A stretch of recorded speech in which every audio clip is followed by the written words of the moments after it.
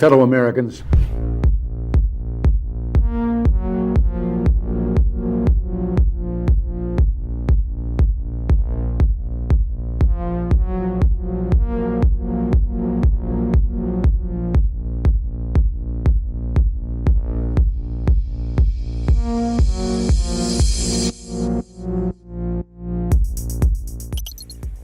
Whatever our hopes may be for the future, for reducing this threat or living with it, there is no escaping either the gravity or the totality of its challenge to our survival and to our security. A challenge that confronts us in unaccustomed ways in every sphere of human activity. This deadly challenge imposes upon our society two requirements of direct concern, both to the press and to the President. Two requirements that may seem almost contradictory in tone, but which must be reconciled and fulfilled if we are to meet this national peril. I refer first to the need for far greater public information, and second, to the need for far greater official secrecy. The very word secrecy is repugnant in a free and open society, and we are, as a people, inherently and historically opposed to secret societies, to secret oaths, and to secret proceedings. We decided long ago that the dangers of excessive and unwarranted concealment of pertinent facts far outweighed the dangers which are cited to justify it. Even today, there is little value in opposing the threat of a closed society by imitating its arbitrary restrictions. Even today, there is little value in ensuring the survival of our nation if our traditions do not survive with it. And there is very grave danger that an announced need for increased security will be seized upon by those anxious to expand its meaning to the very limits of official censorship and concealment. That I do not intend to permit to the extent that it's in my control. And no official of my administration, whether his rank is high or low, civilian or military, should interpret my words here tonight as an excuse to censor the news, to stifle dissent, to cover up our mistakes, or to withhold from the press and the public the facts they deserve to know.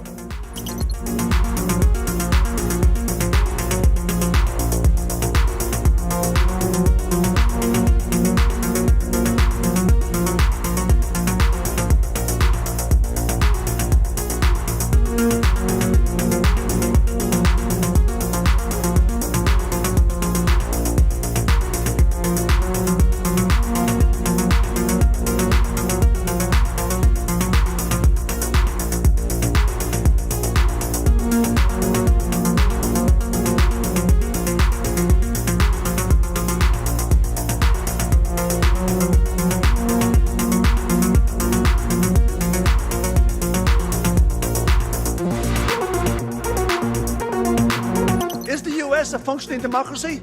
Well, let's have a look at it. It costs $2 billion to become president. They're 25% of the total prisoners in the world. They spend over $800 billion a year on arms, which is more than most of the world put together. They've been at war for 250 years since their state was formed 275 years ago. But they can't afford universal health care. They can't afford the $1.7 trillion debt forgiveness for students. They can't afford a programme for the 17 million children that go to bed hungry. Is this a functioning democracy? What's your idea of a democracy?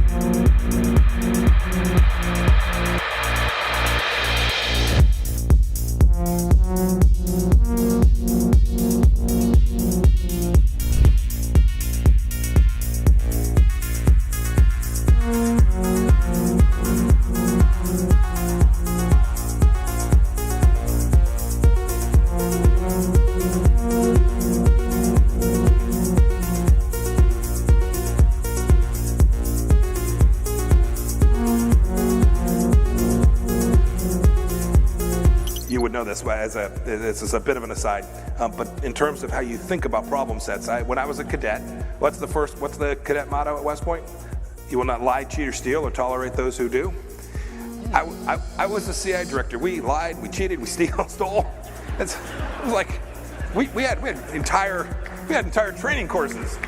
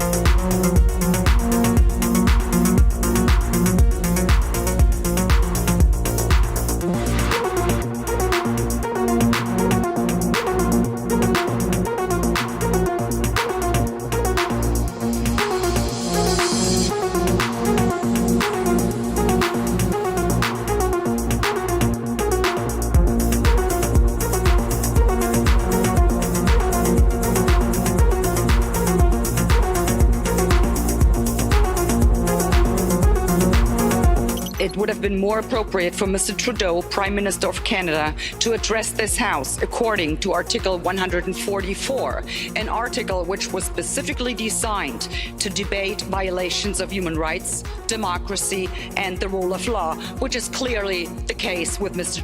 Trudeau. Then again, a Prime Minister who openly admires the Chinese basic dictatorship, who tramples on fundamental rights by persecuting and criminalizing his own citizens as terrorists just because they dared to stand up to his perverted concept of democracy, should not be allowed to speak in this House at all. Mr. Trudeau, you are a disgrace for any democracy. Please spare us your presence. Thank you.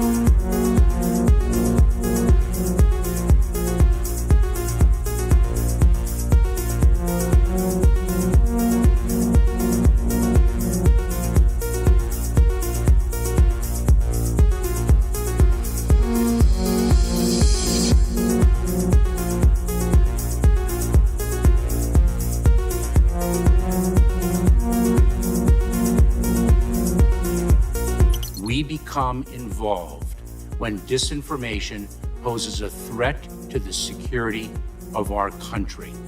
It is when there's a connectivity to a threat to our country. It could be a threat, a connectivity to violence. And what this working group does, is precisely what I would think you would want it to do, which is to take a look at the work, the disinformation work that our department has done and ask the following questions. Do we have policies? Do we have guardrails? Do we have standards? But here's the problem. Ensure? We can't even agree. We can't even agree what disinformation is.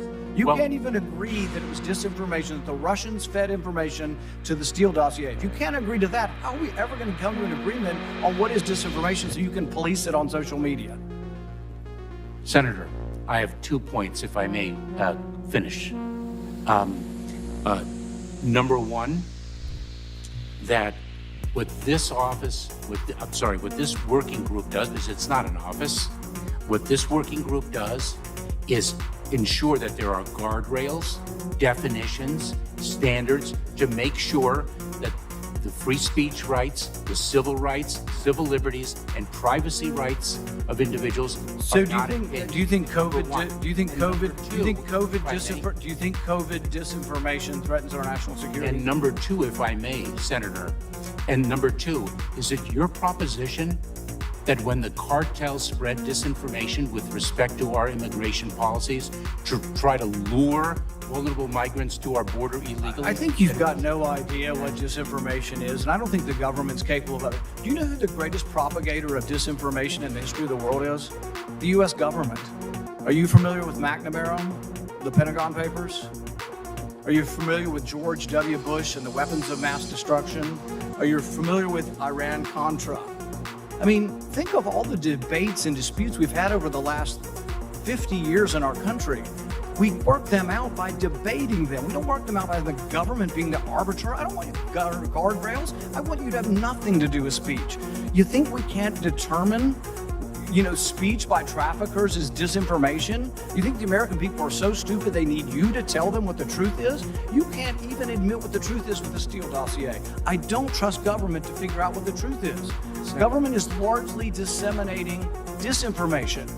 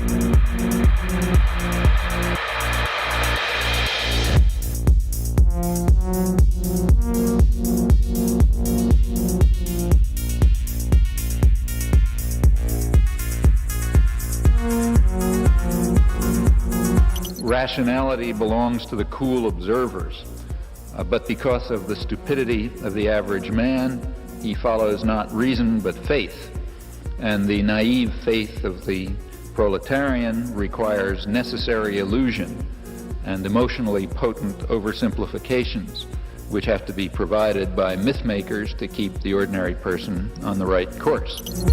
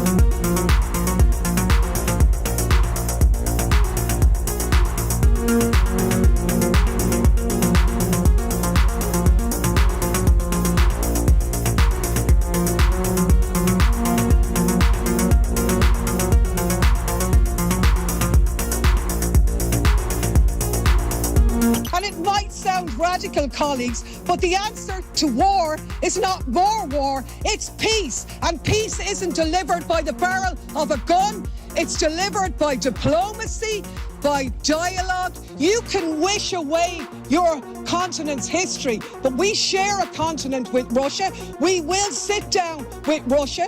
There will be a negotiated peace, and this organisation should be promoting it earlier rather than delaying it and making sure that more Ukrainians die. Your feigning of sympathy rings hollow. It makes me sick, to be honest with you.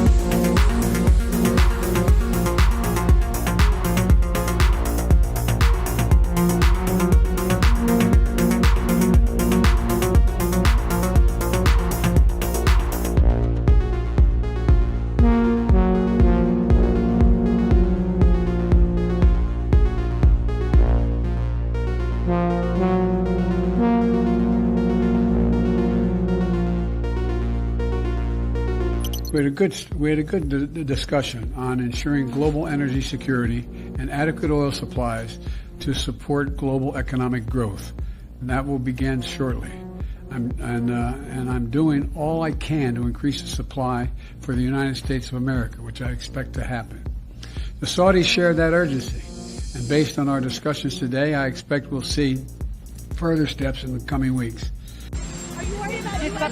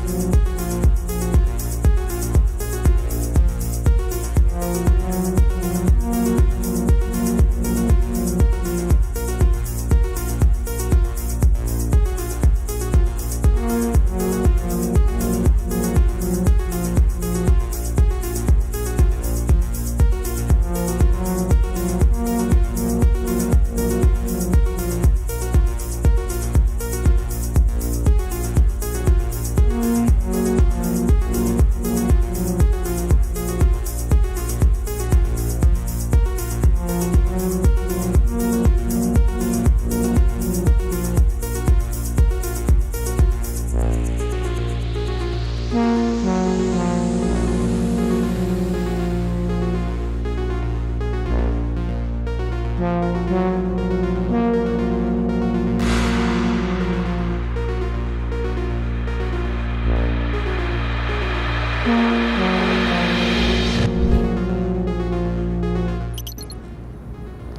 one of the four principal functions of the CIA is to gather intelligence and ideally forward it to the president, the users of information, the policymakers, as they say. There are other functions, however, some of them more legitimate than others. One is to run secret wars, the covert action that's written and talked about so much, like what's happening in Nicaragua today from Honduras. Another thing is to disseminate propaganda to influence people's minds. And this is a major function of the CIA. And unfortunately, of course, it overlaps into the gathering of information.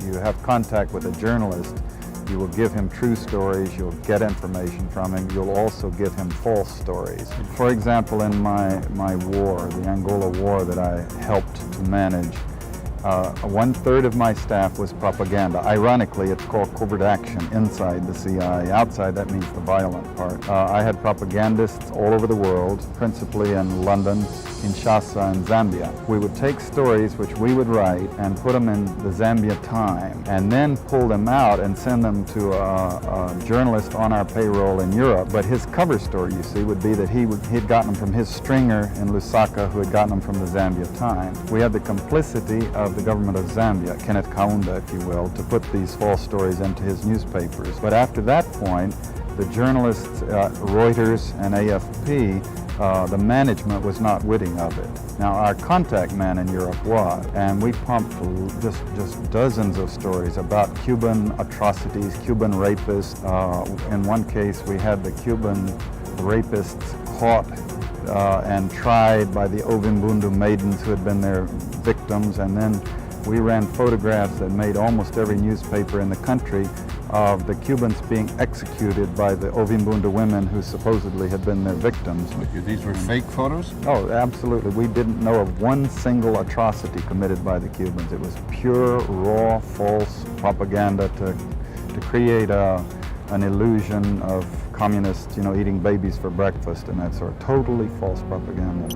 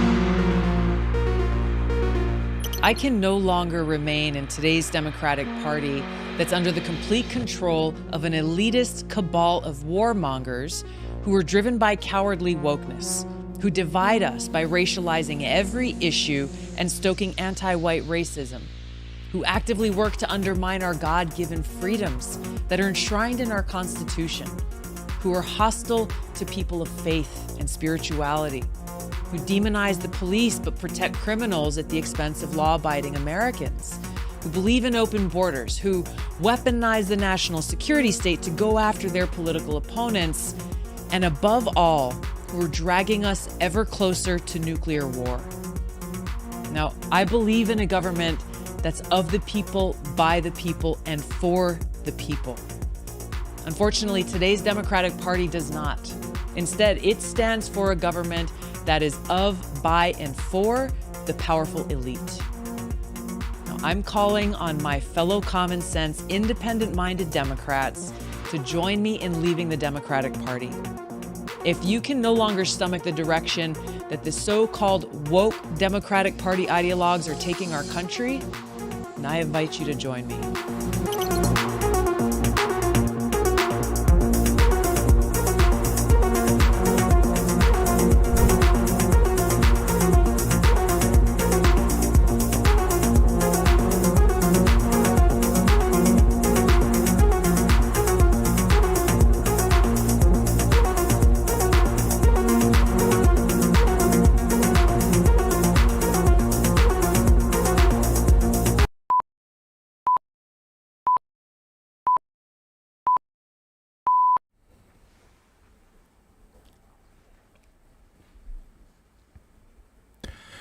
Welcome in, everyone, to Redacted on this Monday edition, on the November 28th edition. I'm Clayton Morris. Natalie is not here tonight. She's not feeling well. Sore throat. She's been lost her voice completely. She got whatever the kids had. Of course, she's the one taking care of the kids most of the time because they're up in the middle of the night getting sick and they come, Mommy, Mommy.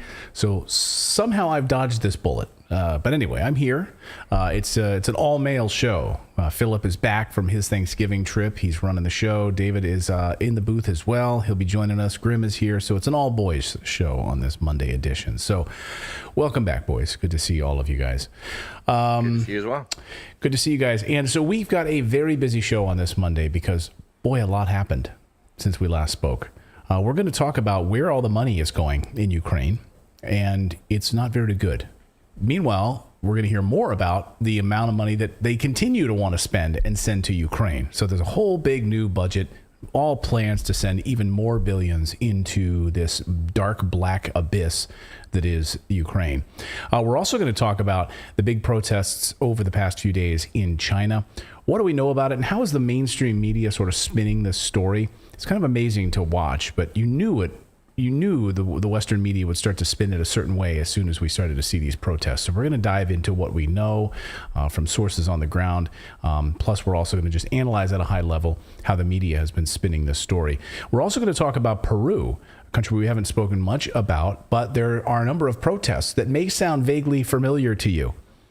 Truckers, farmers, where have we heard that before? Oh, I know.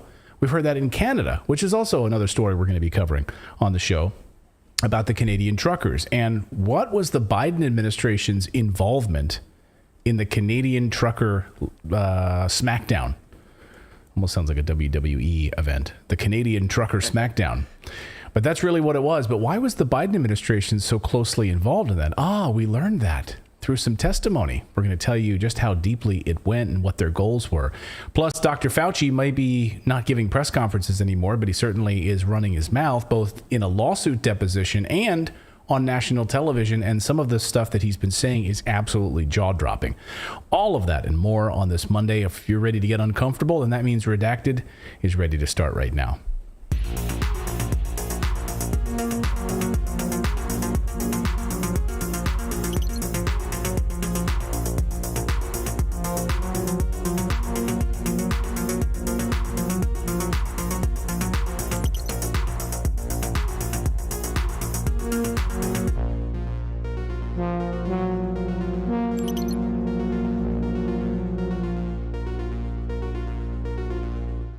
Welcome in, everyone. Come on in. So right here in front of me, I've got my Rumble board up so I can see everyone on Rumble. The Modern Men, nice to see you. Awaken 2024. See you over there. Vile Dong. It's might be my favorite screen name of the night. Vile Dong. Good to see you, Vile Dong. Good to see you. You don't want to advertise that, do you? I don't know. Yeah. just saying. I'd keep that to yourself. Was that your college nickname, Vile Dong? Like, keep that guy away from me. Keep that guy away from the ladies. It is sausage night here on Monday. Welcome into Redacted. That's the voice of Philip. How was your trip? How was your Thanksgiving trip? You went to, Indiana? Yeah, I went to Detroit for hung out with my brother and his family, then went to Indiana for Thanksgiving to hang out with my mom. So it was great. It was a well-needed rest. I don't think I've taken an actual vacation in probably 4 or 5 years. So wow, well, good for you. It was much needed.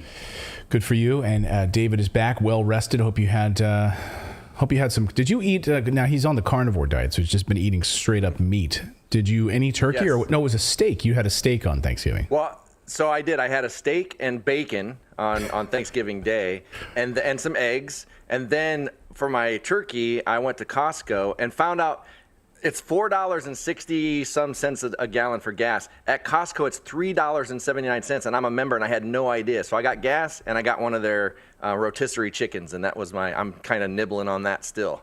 So just you might see a chicken leg in the middle of the show. Yeah, I set it on. It's like watching an animal. I sit it on the counter, and I just rip into it, and hands that's what napkins are for. See, at least on this show, we have some men. Yes. Men are back. Yes, we don't need to daintify this show. We've got a daily newsletter, and that is back every Monday through Friday. We publish the daily newsletter. Even though Natalie was sick this morning, from bed writing the newsletter, I editing the newsletter. So you can get it first thing in the morning. Just go to redacted.inc. That's the website, redacted.inc, not .com. Put in your email address, and you'll receive a welcome email from me. You just need to go to that email. It might be in your spam folder. I discovered today, Google and Gmail, if you use Gmail, they are just awful. They are really awful about pushing our content, but also important. You might subscribe to Steve Kirsch's newsletter or some other really important newsletters out there, Peter McCullough, etc. They're going to put it in your spam. They're going to hide it from you because they don't think that you're intelligent enough to big enough to handle reading these important pieces of news. So Gmail and Google are going to hide it from you. Anyway, don't let them do that. Go to your spam folder, go to your junk folder, go to your promotions folder, and then just drag it over into your inbox. And then you should receive the email first thing in the morning. We cover about 5 or 6 big stories of the day, so it's totally free. Redacted.inc. Click on the little newsletter icon there, and we cover some of the stories first thing in the morning for you. All right, let's dive into today's top story. Let's talk about Ukraine. We've been following the money, of course, on this show for some time. And hey, U.S. Congress is back. They are back in action. I don't even know if that's right to say because they don't ever take any action. The only action they ever take is actually funneling money to Ukraine. So they're all across the board on that. Americans, meanwhile, they're back in their offices taking advantage of their furniture budget. That's what they're doing. Yeah, what they go at, like a $75,000 furniture budget or something? Is that what they? Yeah. Last I knew, it was still $35,000. So somewhere in there, but still, they're in there sitting on their lounge chairs, taking advantage of that and tweeting what they're going to do. Unbelievable. These guys are worthless, absolutely worthless. So they came back to work today to spend more money while Americans can't afford home heating oil right now. They're swimming in credit card debt. Americans are swimming in credit card debt. And inflation is an all-time high. Small businesses can't pay their rent. 41% of small businesses can't pay their rent right now. Take a look at this. They're going under. And of course, this is all part of the plan. Bidenomics, John Solomon calls it. 41% of small businesses can't pay rent this month. And look, this is part of the plan. They don't want small businesses in business. Remember the lockdown? Remember the COVID lockdown where it ran small businesses under to the tune, I think, of 700,000 small businesses? Read Carol Roth's amazing book, right? Which was, what was it called? The War on Small Business. I think that was the name of it. I think it was called The War on Small. How COVID crushed small. Yeah. Anyway, go ahead. Yeah. I was just going to say a couple 100,000 businesses went out during COVID. And that's been my argument against the $15 federal minimum wage as well, because this is another ploy that big companies like Walmart, Target, the big giant companies can sustain that, can withhold that or withstand that $15 minimum wage. It's the small mom and pops that cannot. And those are the ones that are going out of business. The ones that, like True Value Hardware and things like that we grew up in our neighborhood, those little tiny stores. And I watched a documentary where the executives of Walmart were driving through these areas and saying, we're going to put them out of business, them out of business, them out of business. So it's like these giant box stores can withstand all of this stuff, but the little people can't. And we're seeing them in mass numbers just disappear. Yeah, and like you see Walmart running advertising right now. Like I saw a number of ads for Walmart over the weekend on different sportscasts. Like come to Walmart. You can get your dollar can go so much further at Walmart. Yeah, because we've helped run all these other businesses out, and it's not just Walmart's fault. Of course, it's federal government's fault, right? So all these businesses going under, and we learn now that all of these businesses going under, people can't afford heating oil, people can't afford the rent, credit card debt is at an all-time high. We just learned that billions of dollars that we sent to Ukraine is lost. It's gone. We don't know where it is. So we've sent $91 billion, and this weekend we learned that the Biden administration is now admitting that it cannot find $20 billion of this money. $20 billion in Ukraine. Probably, personally, I don't even think they know where all of it has gone to begin with. They said 20 billion. I think it's probably more than that. But let's play along and say that they're just basically saying it's 20 billion. I know, look, maybe you call me a conspiracy theorist. That's fine. We've spent 91 billion there. I think they almost don't know where all of that is. Do you know what I think they're sitting here saying that they've lost track of 20 billion. They haven't told us where any of it is gone, but what I think is happening is they've lost track of where it stopped going into their pockets. It stopped going into their accounts that they were putting it in over there, which means probably some of the upper level Ukrainian people are stealing this money or something. Remember when Afghanistan, they had pallets of money and people were just walking in, taking cash out whenever they wanted to, just grabbing it. It's one of those things. Like they've lost track of it, getting tracked back to them is what's happening. Well, and it's amazing they don't have an audit. Democrats, and by the way, Rand Paul was calling for an audit and Democrats fought it. What are you trying to hide? Like Rand Paul is saying, shouldn't we have an accounting so we don't repeat what happened in Afghanistan here? And Democrats said, no, we don't want to do that. We don't want to have an accounting. What kind of a clown world are we living in? So we've sent 91 billion to Ukraine. We don't know where the 20 billion is, according to the Biden administration. And according to Fox News, Biden administration is scrambling to track the nearly 20 billion in military aid it sent to Ukraine as Republicans warn of impending audits when they take control of the House in January. Likely future House Speaker Kevin McCarthy has said his party will not be giving Ukraine a blank check. Right. You believe that? To fend off, I've got Zelensky. I've got a Tuscan village owned by Zelensky to sell you, if you believe that. A potential audit would determine how much, if any, of the U.S. aid is ending up in the wrong hands. The Biden administration's previous tracking efforts have inspected only a fraction of the aid provided to the country. The Republican push to ramp up oversight enjoys some bipartisan support in Congress. Some staunch Ukrainian allies fear that the party will cut off aid to the country entirely, however, end quote. Now, the Washington Post also covering this story. Here's my favorite quote from a Democrat, from Jason Crow, let him eat crow, of Colorado. There he is. He says, taxpayers deserve to know that investment is going where it's intended to go. In any war, there can be missteps and misallocation of supplies. But where do the taxpayers think that this money is going? Where do they think that's going? Because you've never really told us where it's going. So they're sending in military aid, but they're also sending in all kinds of additional, humanitarian aid. Where is that going to? What is it? What exactly is that providing? You haven't told us. We'd like to know. Democrats, and then to blame it on war zones. But in any war, because we fight a lot of them, so I guess we would know, right? There can be missteps and misallocation of supplies. In any war, there can be missteps and misallocation of supplies. 20 billion? I understand losing a box of oranges. 20 billion though? you know? And think about the amount of money that we've sent over there, right?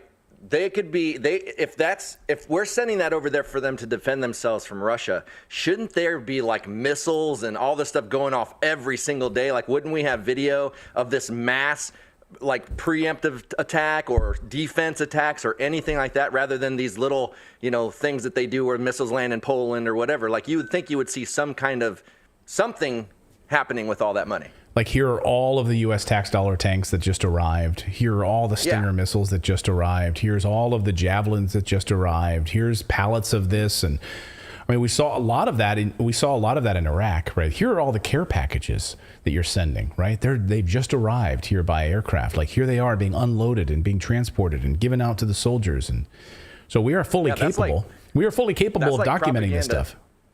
Yeah, that's propaganda candy for them. They would be happy to be able to show those videos, because then it's like people are like, yes, Ukraine is going to win. Like, that's like 101. Yeah, here are U.S. tanks doing what they're doing best, right? But instead, take a look at some U.S. tanks. Many of the weapons we've sent have been sold on the black market, or they don't work, or that is a tank sunk in mud. Look at that. That's a U.S. tank. Videos are now surfacing showing American and NATO tanks literally just stuck in the mud. Can't do anything. Having to be hauled out. Look at that. There's your American tax dollars right there. Hard at work. I'm just going to take a smoke break here on this tank because I don't know what else to do. This puppy won't move. Well, at least it's being protected right now, I guess. This is your American tax dollars. So it's not working. Our weapons are disappearing. They don't work, or they're sinking in the mud. But Ukrainian President Volodymyr Zelensky is demanding more money. He has been over the past few months. He's been ramping up. Recently, he tried to use the fake Polish Russia attack to drum up more money. That didn't work. But he's back at it again, asking in the United States and Western leaders for more money over the weekend. And here's just an example of him asking for these additional amounts of money, and it's going to be on the backs of taxpayers. Watch. We have two key financial needs of the country. That's $38 billion to make up for the deficit of our budget for next year, and other $17 billion that were verified by the World Bank and needed to rebuild the critical infrastructure. So one of those tanks, I'm saying, that was a Ukrainian tank. Okay, funded by who? But the other one was a NATO tank, if I'm not mistaken, U.S. tank. I'm not mistaken. But there's plenty of other videos now of U.S. equipment just sitting there inoperable. Humvees, you name it, just sitting there in warehouses. So, take your pick at this point. So Volodymyr Zelensky wants more. He wants more money. He wants more. He's like Cookie Monster. That's what I think about. Like, he reminds me of like Cookie Monster. Like, just give me, we'll take whatever. We'll take whatever. So where is all this money actually going? Well, and really quick, have you ever watched him on, do you follow him on Twitter, Zelensky? I do. Well, I follow him on Telegram. Your microphone is really quiet. Oh, no. There we go. You back now? Sorry. Oh. Yeah, it's still really quiet. Now I can't hear you at all. Okay, is that better? Now it's better, yeah. Okay. So I was saying, if you follow Zelensky on Twitter, every single tweet he makes is asking for money, asking for other countries to get involved and help. It's like, help me, help me, help me. Every single post. It's like, I don't know. It's like he's like a televangelist or something, right? Like at the end of every broadcast, like, just send us more money. L. Todd Wood has been talking about this. I've been following his work for some time on his website. And according to his intelligence sources, most of the money is being used by the corrupt Ukrainian officials to, God knows where, but at least some reports are that they're buying real estate offshore in faraway locations, basically to enrich themselves. Watch. So you got to realize this is the varsity team of money launderers in Ukraine. We're estimating that only 30% of the supplies and military aid is actually getting to where it needs or is supposed to go. There's been evidence, which we talked about on your show recently, of a plane crash in Greece where arms were being shipped overseas. And so this money is not getting where it's supposed to go. A lot of this money is going to offshore. We're talking about homes. There's credible reports that a lot of these Ukrainian officials have bought property offshore. They don't want peace. They want the money train to continue for the defense contractors in the U.S. And I'm fascinated to see what's going to happen when the House gets taken over by the GOP, and hopefully this money train stops. So we'll see. So now that's a good question. So now that Republicans aren't in charge of the purse strings in the House of Representatives, maybe we should stop sending countless buckets of money to the most corrupt nation in Europe. Just an idea, but it's not going to happen. Here's Mike Turner, Republican Mike Turner of Ohio, says that no one in the Republican leadership has called for an end to aid to Ukraine. So how about you guys do something about that? Maybe you guys grow some balls and tell your leadership that you're done sending money to corrupt Ukraine because people at home need help right now. How about that? And instead, this Republican no-balls politician doubled down on Sunday, on the Sunday shows, along with another eunuch, Mike McCall, to push for more military aid to Ukraine. Watch this craziness. Joining me now are two congressmen who will have a key role in providing aid to Ukraine in the future, likely leading the national security committees when Republicans take control of the House in January. Congressman Michael McCall of the Foreign Affairs Committee and Congressman Mike Turner of the Intelligence Committee. Thank you both for being here. And I want to pick up where Colonel Milburn left off. He believes that there should be longer range weapons sent to Ukraine. Would you approve of that? 100%. He's absolutely correct. I mean, my criticism of this administration was before the invasion, we wouldn't put weapons in. And since the invasion, we've slow walked this process. You know, first it was Stingers, then it was Javelins, then Help people understand that. Those are missiles that don't go as far as the ones you think would solve the problem. So what the problem right now is the Iranian drones are going into Crimea, and the Ukrainians can't hit those Iranian drones unless they have the longer range artillery called the ATACMS. For some reason, I was with Secretary Austin at the Halifax National Security Forum. For some reason, they will not put those weapons into Ukraine. When we give them what they need, they win. And this could be it doesn't have to be Does it further incite Russia if they do?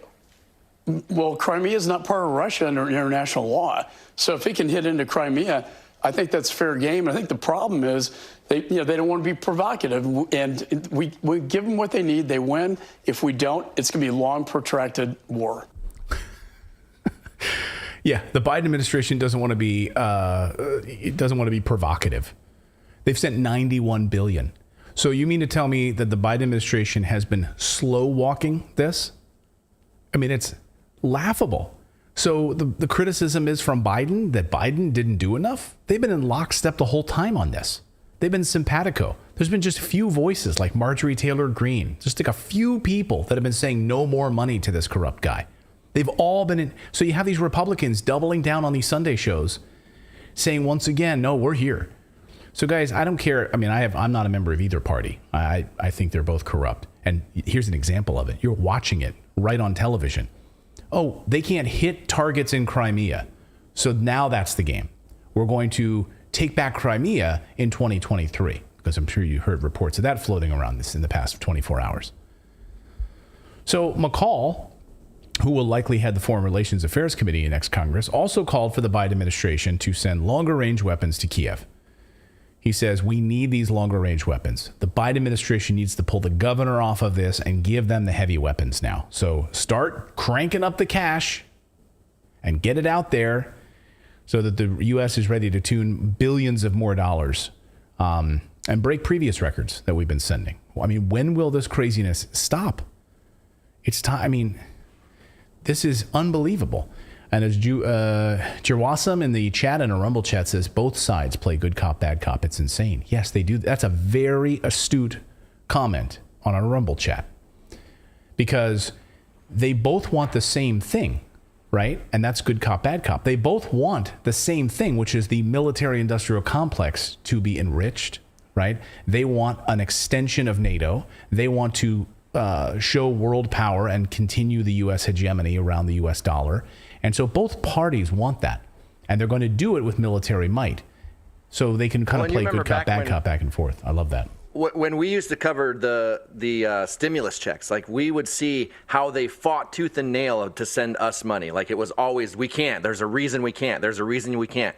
But it's always bipartisan when it comes to war. Not one person, aside from a couple of Congress people, even say a word. Yeah. No, no one stands out. I mean, again, Marjorie Taylor Greene is probably the only one. And Justin Amash also. That's true. Yeah. But you have what's amazing. She's supporting Kevin McCarthy, and she's saying, this is why Kevin McCarthy should be the next Speaker of the House. I throw my support behind him. We'll see. If Kevin McCarthy actually pulls back on this blank check, we'll see. Or is he just another piece of the military-industrial complex? Another part of the swamp is Kevin McCarthy. We'll see. But show me, prove it to me. Words are cheap. Talk is cheap. Mr. Bond, tell me the truth. We've got more news to get to here on the show on this Monday. We're going to be talking about the protests in China in just a moment, protesting these COVID lockdowns. What's the truth here? How is the Western media spinning this story, and what is the larger context for this? A lot of people are saying this is like Tiananmen Square, but then you don't understand your history in all of this. So we're going to talk about some of the differences there. We're going to look at Peru as well. How many people watching from Peru tonight? Very difficult to get information out of Peru. Accurate news reports. Unbelievable how little this story is being covered about the protests in Peru. Even going back over a year now. Limited coverage of the protests, the trucker protests, the blowing up of or the burning of toll booths because of the ridiculous gas prices and soaring prices of just about everything in Peru. We'll talk about that. We're also going to look about up in Canada as well and the lockdowns.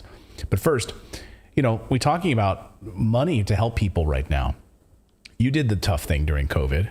You paid your people. You pulled your business through the pandemic.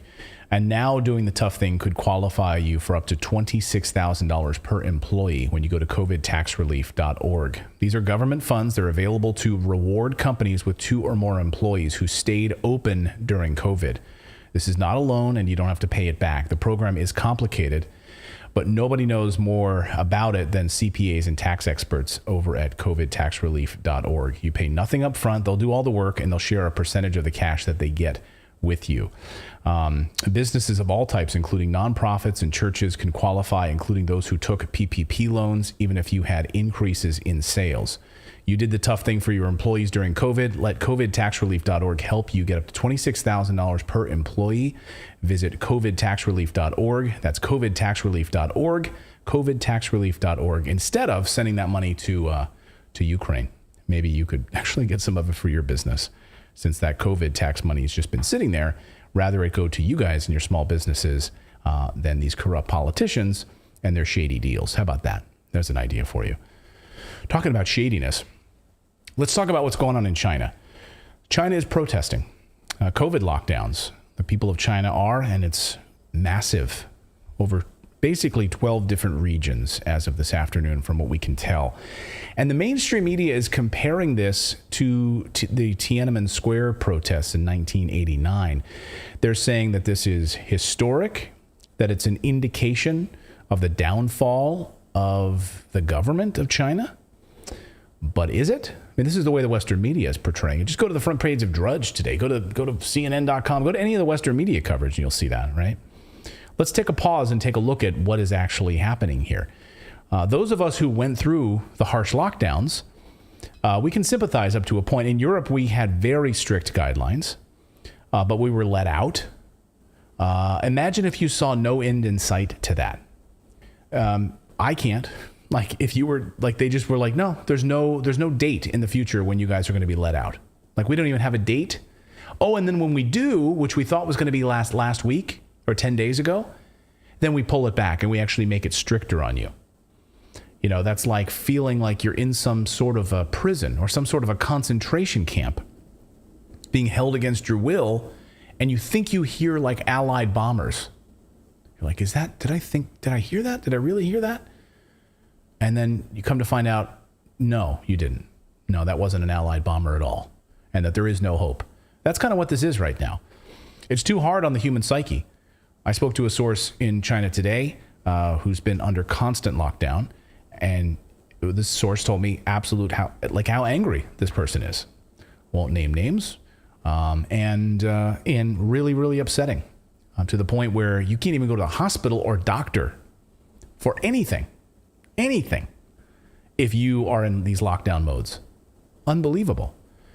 And we absolutely feel for these people and their families. We've featured this story on the show multiple times. I think, David, you remember, Philip, we showed the cages they were setting up on the streets to block people from leaving. The protests, the violent protests in the street when people, they just want to get some fresh air. Like, well, they're actually literally like using like screw guns to like physically fix people's doors shut. You remember that? Oh yeah. Or they're like actually like boarding up their doors. Or if there's COVID in the building, we're going to round up your pets and just euthanize your pets and throw them. Here they are, bags of pets on the street. Really, really awful. But this is the upturn of the Chinese government that the mainstream media wants you. Well, that's the question. Is this the upturn or the overthrow of the Chinese government that the Western media wants you to believe? It's hard not to see that the media is stoking a lot of anti-Chinese sentiment that Western governments obviously love to stoke. We see this in other countries all the time. So it's easy for us to jump to that conclusions, Matt, right?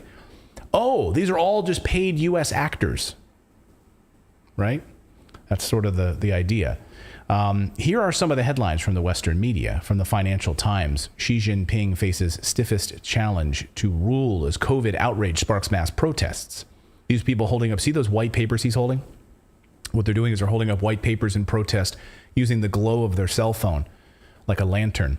Like this is our solemn protest.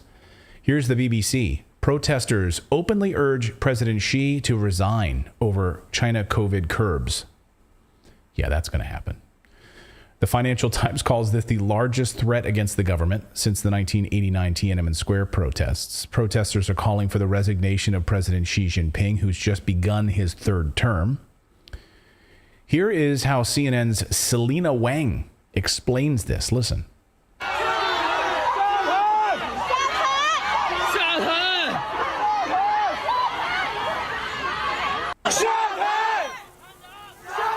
Paula, that is people in Shanghai calling Xi Jinping to step down over and over again. Those chants go on for quite some time. They're also calling for the Communist Party to step down. I can't overstate just how shocking it is to hear this crowd in Shanghai, China's wealthiest and most cosmopolitan city, and that chanting happening in a central upscale part of the city to be directly calling out for Xi Jinping to resign. I mean, this is virtually unheard of. And in China, it is extremely dangerous to publicly criticize the party, especially Xi himself. You risk prison time or even worse. Some protesters also chanted they don't want COVID tests, they don't want dictatorship, they want freedom and democracy. Witnesses told CNN as well that rows of police officers were making arrests, forcefully pushing protesters into police cars. But the next day on Sunday, hundreds of Shanghai residents returned to continue protesting despite heavy police presence and roadblocks. Videos also showed some protesters violently dragged away, and now that area has been mostly cordoned off. But what we're seeing is this tipping point across the country after years of suffering and deaths during lockdowns because people struggle to get food, necessities, and emergency care in lockdown, Paula. So she's clear. What's rare here is that the protest against the government, that this is a protest against the government, not the protests themselves. In fact, protests are not rare in China, although they would have you believe this in the West. Western media mostly pretends that protests in China never happen, or that when they do, they happen that they're somehow earth-shattering. But the fact of the matter is as the Atlantic let slip a few years ago, in this article, they describe why protests in China are not like the Arab Spring at all. In fact, how China stays stable despite 500 protests every day. Okay, here's from this article. Popular movements here seem to express relatively narrow complaints, want to work within the system rather than topple it and treat the Communist Party as legitimate. Protests appear to be part of the system, not a challenge to it, they write. A sort of release valve for popular anger that, if anything, could have actually strengthened the party by giving them a way to address that anger while maintaining autocratic rule. In the absence of real democracy, this give and take between state and society could actually help maintain political stability in China for now. So this should sure serve as a red flag to any of us who are not Chinese and who don't live there. This is a cultural movement, and we should not West-splain it. You know, like people who the mansplaining things, right? So maybe we shouldn't. Like that. We shouldn't West-splain it. I like that. My wife came up with that. Did you invent it? No. Oh, did you? I was gonna ask if you did it. So no, okay. no. She came up with West-splaining. I like that. I'll give her credit. And if we don't completely understand it, we just try to West-splain it away, you know? And look, sometimes it can be very difficult, like, you know, to not jump to conclusions. I saw a lot of people jumping to immediate conclusions on Twitter about this, you know, and you've got to be careful about it. It's best to like let the dust settle, speak to sources on the ground there, find out what's actually happening, and actually look at the historical context of these protests. The problem is that most people have a frame of reference from our Western media, which is a bunch of propaganda. So it's very, very difficult to sift through all of this and get the true stories. And we certainly should not extrapolate the fall of a government at this point.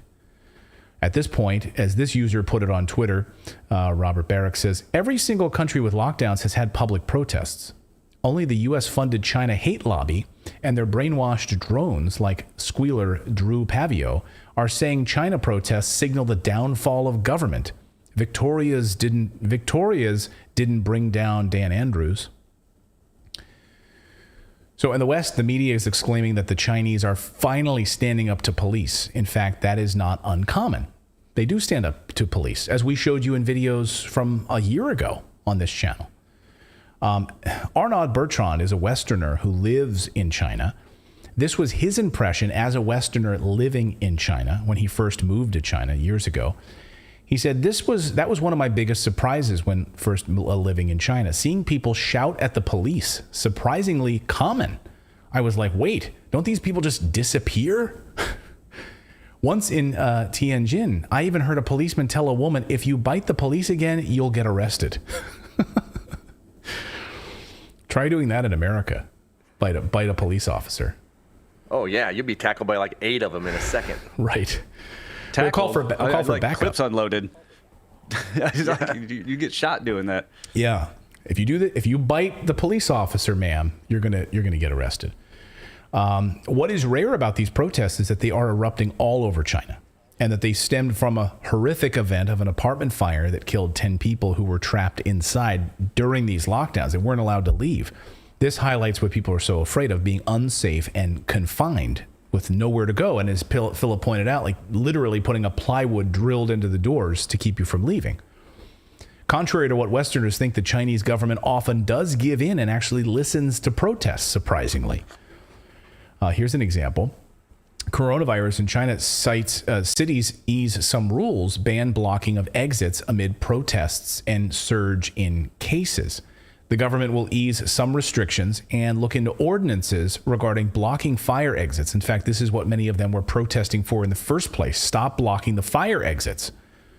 The media is not showing you protesters demanding very reasonable things like better building inspections, because how sexy is that, right? We want better code violation. Is there a fire extinguisher in this hallway? That's what we're protesting.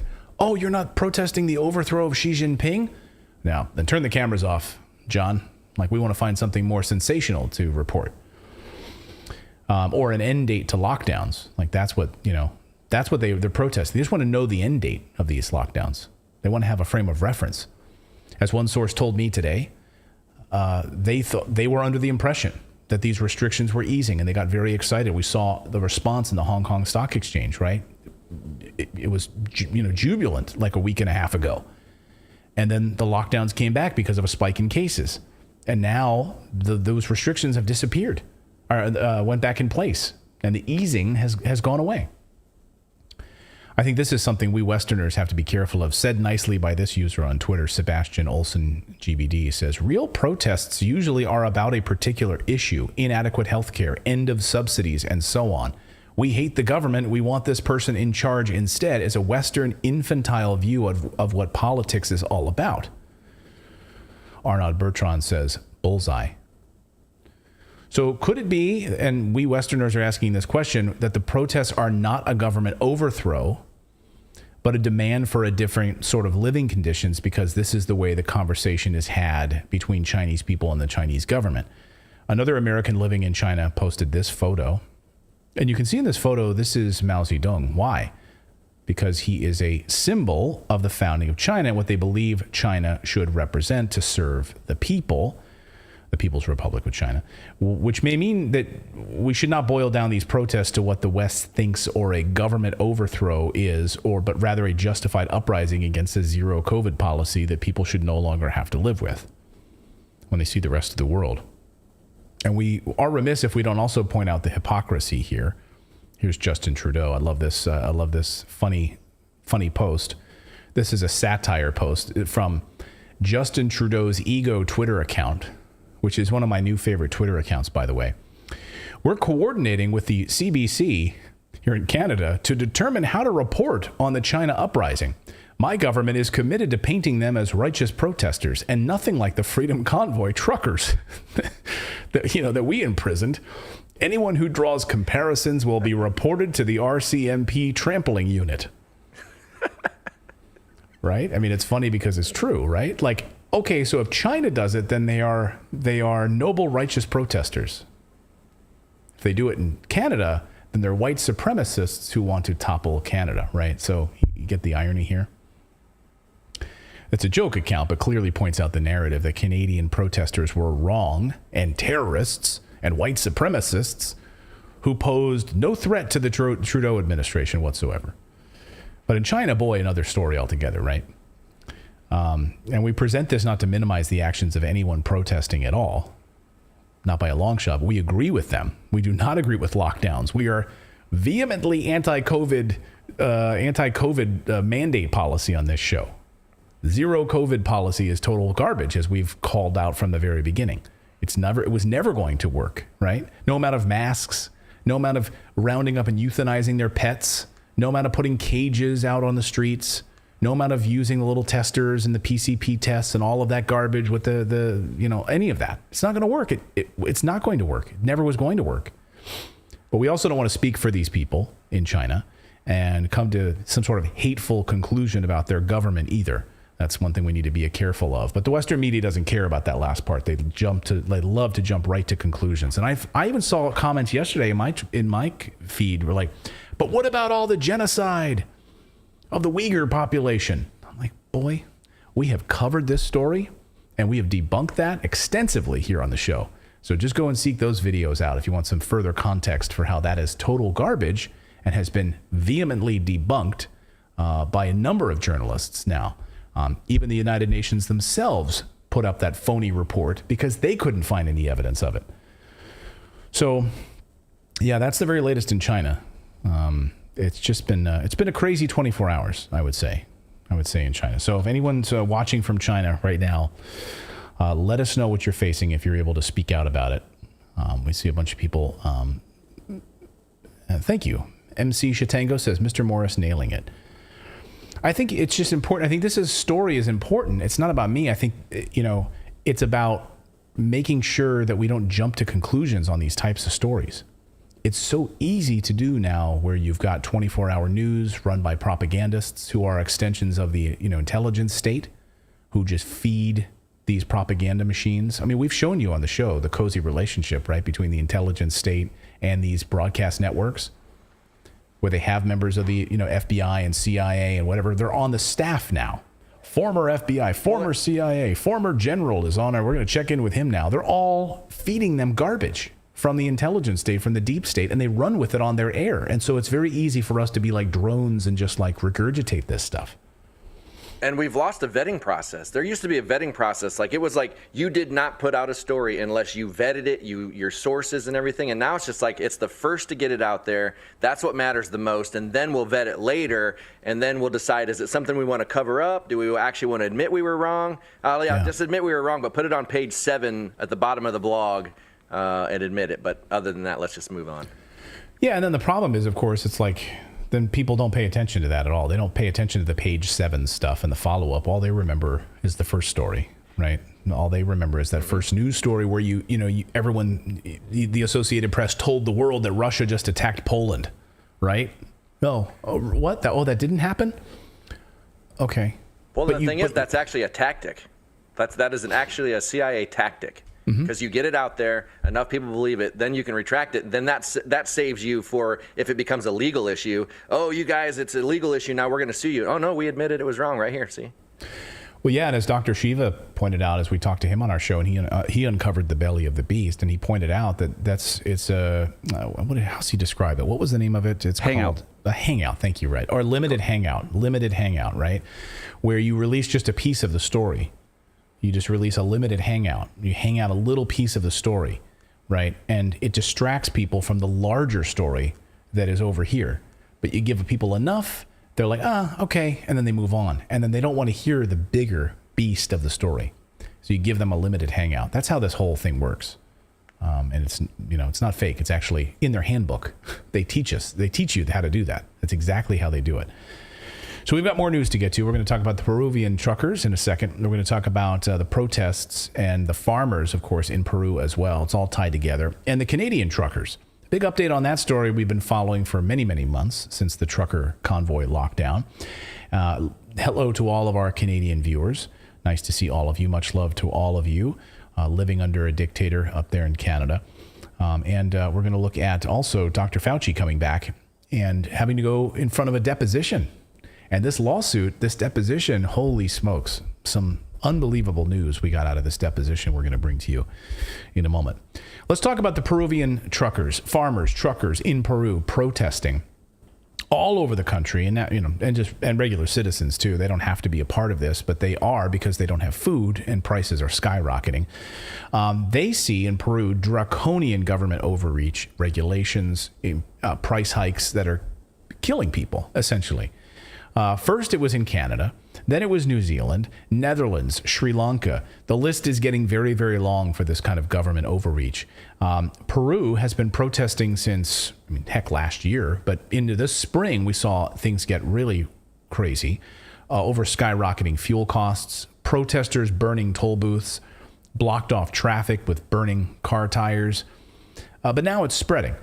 And hundreds of anti-government protesters have taken to the streets in Lima, demanding the resignation of leftist President Pedro Castillo. Now, the people have had enough of these corrupt politicians. You can just see people out in the streets. They're being used to tear gas, just being thrown at a lot of these. I've seen a lot of videos just like older people, older Peruvians who just can't breathe, pouring water into napkins to try to cover their mouth, to try to actually get some oxygen through. Peruvian truckers, farmers blocked roads and protests over fuel, fertilizer, increases in, actually lack of fertilizer, shortages because of the war in Ukraine, allegedly. The protests are delaying the arrival of trucks to the port of Callao, Peru's main port. Am I saying that right to our Peruvian viewers? Affecting the distribution of imports such as corn and wheat there. And of course, the Organization of the American States, the OEA, has intervened, made things worse. Peru is sitting on a huge amount of mineral deposits in copper, gold, zinc, and silver, which of course, these Western governments love to exploit to get their hands on any of these natural resources. That's been a long history in Latin America. And these WEF globalists right now are trying to kill these small farmers, run these truckers out of business. So listen to this. So, different than Canada, Peru's Transport and Communications Ministry wants all trucks older than 1999 to be taken off the road. How are these truckers going to survive? The answer is they won't. And it's on purpose, of course. What is the purpose? Well, we want to hit our carbon footprint zones. We're standing with the World Economic Forum. We want to hit these climate goals, Bill Gates. We want to be there with you. We want to hit them, so we're going to take old trucks off the road. Okay. 1999 has to be taken off the road. Over 2,000. And by the way, they say, like, one of the union leaders is like, look, what's going to happen is they're not going to take these off the road. You're just destroying their way of life. It'll force many of them to kind of go pirate, where they'll have to still do their jobs, but now they'll be sort of unregulated pirates. So you're not doing anything. You're just crushing. Like moonshiners. Right. Yeah, exactly. They're just going to go to the hills and do it there. Mm-hmm. You're not going to get rid of it. You're just going to make it worse. You're going to ruin their way of life. Over 2,000 trucks would be scrapped and demolished without any criteria for how truckers still recovering from the effects of COVID lockdowns. Well, that's not even mentioning the fact that it's going to affect the people that they were delivering stuff to. It affects your civil or your citizens as well, not just the truckers. The truckers are an important part of it, but at the end of the day, it's going to affect your citizens even more. Cole's Towing in our chat says, 1999 is actually pretty old for a commercial truck. But my point is, if it's still running, and what these people are saying is, we maintain them, we're still running them, then they're fine. Like, why are you forcing them to come off the road for some sort of climate target? These people can't afford new trucks. What are you going to do? Provide some sort of a stipend for them to buy new trucks? This is like the argument in the United States about, well, we're going to eliminate all your fossil fuel cars, your hydrocarbon cars, and we're going to force you into buying $65,000 electric vehicles. Okay. But of course they know they can't afford them. Go ahead. My question is, has a government banning something ever worked? Ever? Like, I'm sitting here like I'm racking my brain because David brought up the moonshine. I'm like, that worked really well because it totally got rid of alcohol. It just created crime syndicates based on it. Like, I can't think of a single thing I got one banned by a government. What's that? In all of the Democrat cities, all of those gun restrictions. So there's no crime now in a lot of the Democrat-run cities across the United States. They have the most stringent gun control regulations. No, that didn't. Yeah, I don't know. No, maybe. I can't think of any, like a single time where banning something by a government has fixed anything. Yeah. And I seriously, I'm like thinking hard on this. Yeah, I was going to say Nickelback, but that wasn't the government. That was the music industry. So. Milli Vanilli. Yeah, actually, I just watched the guy from Milli Vanilli do a concert, and he actually can sing now, and he was singing those songs. So. They actually can sing. Now they can sing. Yeah, I was impressed. That was just this week that I watched that. Someone in our chat just said, and it scrolled by too fast on YouTube, but someone in our chat just said those old trucks are better. The old trucks are better. Well, and chances are they're probably all diesels too. So diesel engines. Yeah. You could if you wanted to, you could actually retrofit some kind of exhaust thing on them and make them better. Like you wouldn't have to scrap them. It's also about control, It's about having it's about having electronics in these cars. It's about monitoring these cars. It's about monitoring your carbon footprint, right? It's about getting to this net zero garbage. By the way, Natalie and I just finished an amazing book by Michael Schellenberger called Apocalypse Never. If you know anyone in your family who's like like an eco-terrorist, like a crazy climate person, have them read this book and tell them, do not talk to me until you read this book. And if you don't walk away from this book as a huge fan of nuclear power, then there's something wrong with you. But again, it's crazy. I can't say this on YouTube because we get suspended. But I've been doing these the locals exclusives for our members. And each one that I've been doing is a completely different thing, but when I put it all together, it comes back to a single narrative every single time. I can draw a parallel, and it's very scary. The parallel that keeps being that I keep coming to the conclusion. Yeah. It's all connected. I interviewed Whitney Webb. She's going to be on the show later this week. We're going to share that interview. It's an amazing interview. And there's all of these like tentacles and narrative. Like it's just all comes together. Like it's all tied together with these globalists. Once you understand that and you pull it back. So you have 2,000 trucks that are going to be scrapped, demolished without any criteria. I see people in the chat, all through the chat, saying old trucks are better built. Stop the carbon lie, says iScribe. It's like... let's see. Others saying, yeah, these new cars that I have, like they turn off when I don't want them to. Old trucks could run without electricity, purely mechanical, into the 1990s. It's amazing. So again, people are saying it's cash for your old refrigerator all over again. They never died. 50 plus years of a refrigerator's working. And they don't. And this is kind of tied together because, like, if you look at newer trucks, they've got all the bells and whistles, the electric seats, and all this stuff. I had a Cadillac Eldorado that my grandmother gave me. It was an '83 or '93, and it had 70,000 miles on it in mint condition, perfect car. But in Florida, the electrical system went out, and I couldn't. Like, the car wouldn't even run, and I had to total it. Because of the electronics. These old vehicles still have crank windows. They have, everything is more manual, so they actually are easier to work on. They're easier to keep maintained than any of these newfangled electronic things. Yeah, my father-in-law runs a landscaping company in California. He rebuilt a whole engine with my kids for a summer project, a whole huge, big, I think it was a big digger built from the ground up. It was his first one that he bought when he started his landscaping company like in the 70s. And it was all rusted and, sitting there, and they rebuilt it and works great. And it was like a giant tiller, I think. And it's amazing, some of these old machines and how well they're built. So the people in Peru, they say the government is raising the cost of just about everything, and they can't afford to eat, fuel their cars. Listen to this woman. Supported him, and how is he paying us back? He's raising the price of sugar, flour. When has it been like this? Our children are hungry, there is no work, and we want a solution.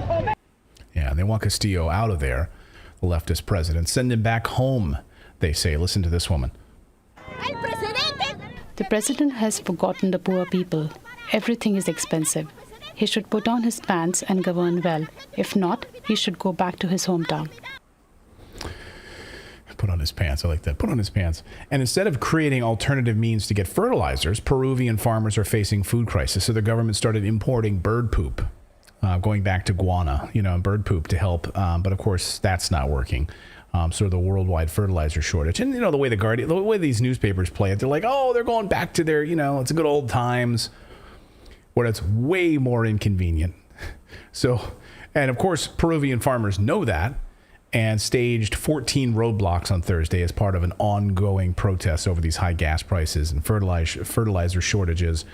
Farmers protesting shortages of fertilizer after several failed attempts by Castillo's government to finalize an international purchase for the planting campaign that began back in August. And then you also have steps to try to keep diesel fuel from going up in price, but it's continues to go up, and so these it's all part of the plan, guys. Run these farmers out of business, take away their trucks, consolidate power, and you win. This is exactly what these guys do in Canada. That's what they're doing in the Netherlands. That's what they're doing in New Zealand, taking away all of your government rights and power. Like in New Zealand right now with this digital ID thing for businesses, like you better get registered or they're going to run you out of business. Like you absolutely need to register digitally to be fully compliant or you're going to be run out of business. It's all part of the WEF. I mean, this is a Bill Gates ID. I'm dealing with this. I'm dealing with this right now. I have an appointment tomorrow to get my real ID driver's license. Otherwise, I can't even fly in the United States out of Washington. So I have to go get it. And that real ID, they have plans for that. It's like we're just at the beginning plans, but they want to tie your finances to it. They want to tie all of these things to your real ID. And that's going to give them a way to, it's kind of like the social credit score. They can just shut everything off with a click of a button and you're screwed. And I fought getting it for so long, but now I finally have to because I have to travel. In this. Yeah, and that's how they get you, right? When they make it uncomfortable, like this is what Whitney Webb and I talked about. When they make it uncomfortable, that's when you sort of go along with it, right? Oh, you mean I can't do any of this? So then you're going to go and get, I don't know, I can't serve my country, so I have to get the mandated vaccine to be a member of the military. Oh, it's uncomfortable. I have to travel, so I need to get this new digital ID. I have to do it because it's uncomfortable. Oh, I have to go see my grandparents, right? How else am I going to do it? You forced me to do it. It's ridiculous. Andrea Rios in our chat says, what was the name of the book again? It's called Apocalypse Never by Michael Schellenberger. And what's amazing about Michael's transformation is, and I love people who are able to look at facts in their life and evolve as a human being. Like that's what this show is all about, is seeking the truth, right? And go where it takes us. And like if we found out tomorrow that Xi Jinping was actually out on the street, like shooting thousands of people, we would report that. We wouldn't hide it like the Western media or promote it like the Western media, so we wanted to go where the facts take us on this show. One of the things that Michael Schellenberger, he was a Berkeley guy, grew up in Berkeley, California. He wanted to, he became a vegetarian because he wanted to save the rainforest, like he was that kind of guy. And he's like, and now he's like pro-nuclear. He understands because of facts. And that's what the book is about. It really is an amazing book. I encourage, we're trying to get Michael on the show. He's an amazing journalist and researcher. So what I think I think most of our viewers can appreciate this as well, how much harder it's getting to actually look into these stories. Any of the stuff that's going on, you've got a powerful media conglomerate that's trying to block everything. Google's blocking things, so you have to really guide yourself through these different rabbit holes to find the information to even report on it. And that's becoming harder and harder to do as well. Oh, it's very difficult. I mean, try to get to access to some websites that are totally blocked. As I mentioned earlier at the top of the show, we have a daily newsletter. It's not a promo for it, but it kind of is. If you go to Redacted.inc, when you sign up, try this. Anyone who's not signed up for the newsletter yet, just as an experiment, try this. Because Google was flagging us, right? So just show you how difficult it is to get accurate information. Every day we cover like 5 or 6 stories over your cup of coffee in the morning. And Google labeled us dangerous. Gmail labeled us dangerous. So that when you got that initial welcome email, it wouldn't even... So when you sign up, you'll get a welcome email from me, Clayton at Redacted.inc. That's the email address you should get. And it should show up in your inbox, right? But it doesn't. It'll probably show up in a dangerous folder or a spam folder.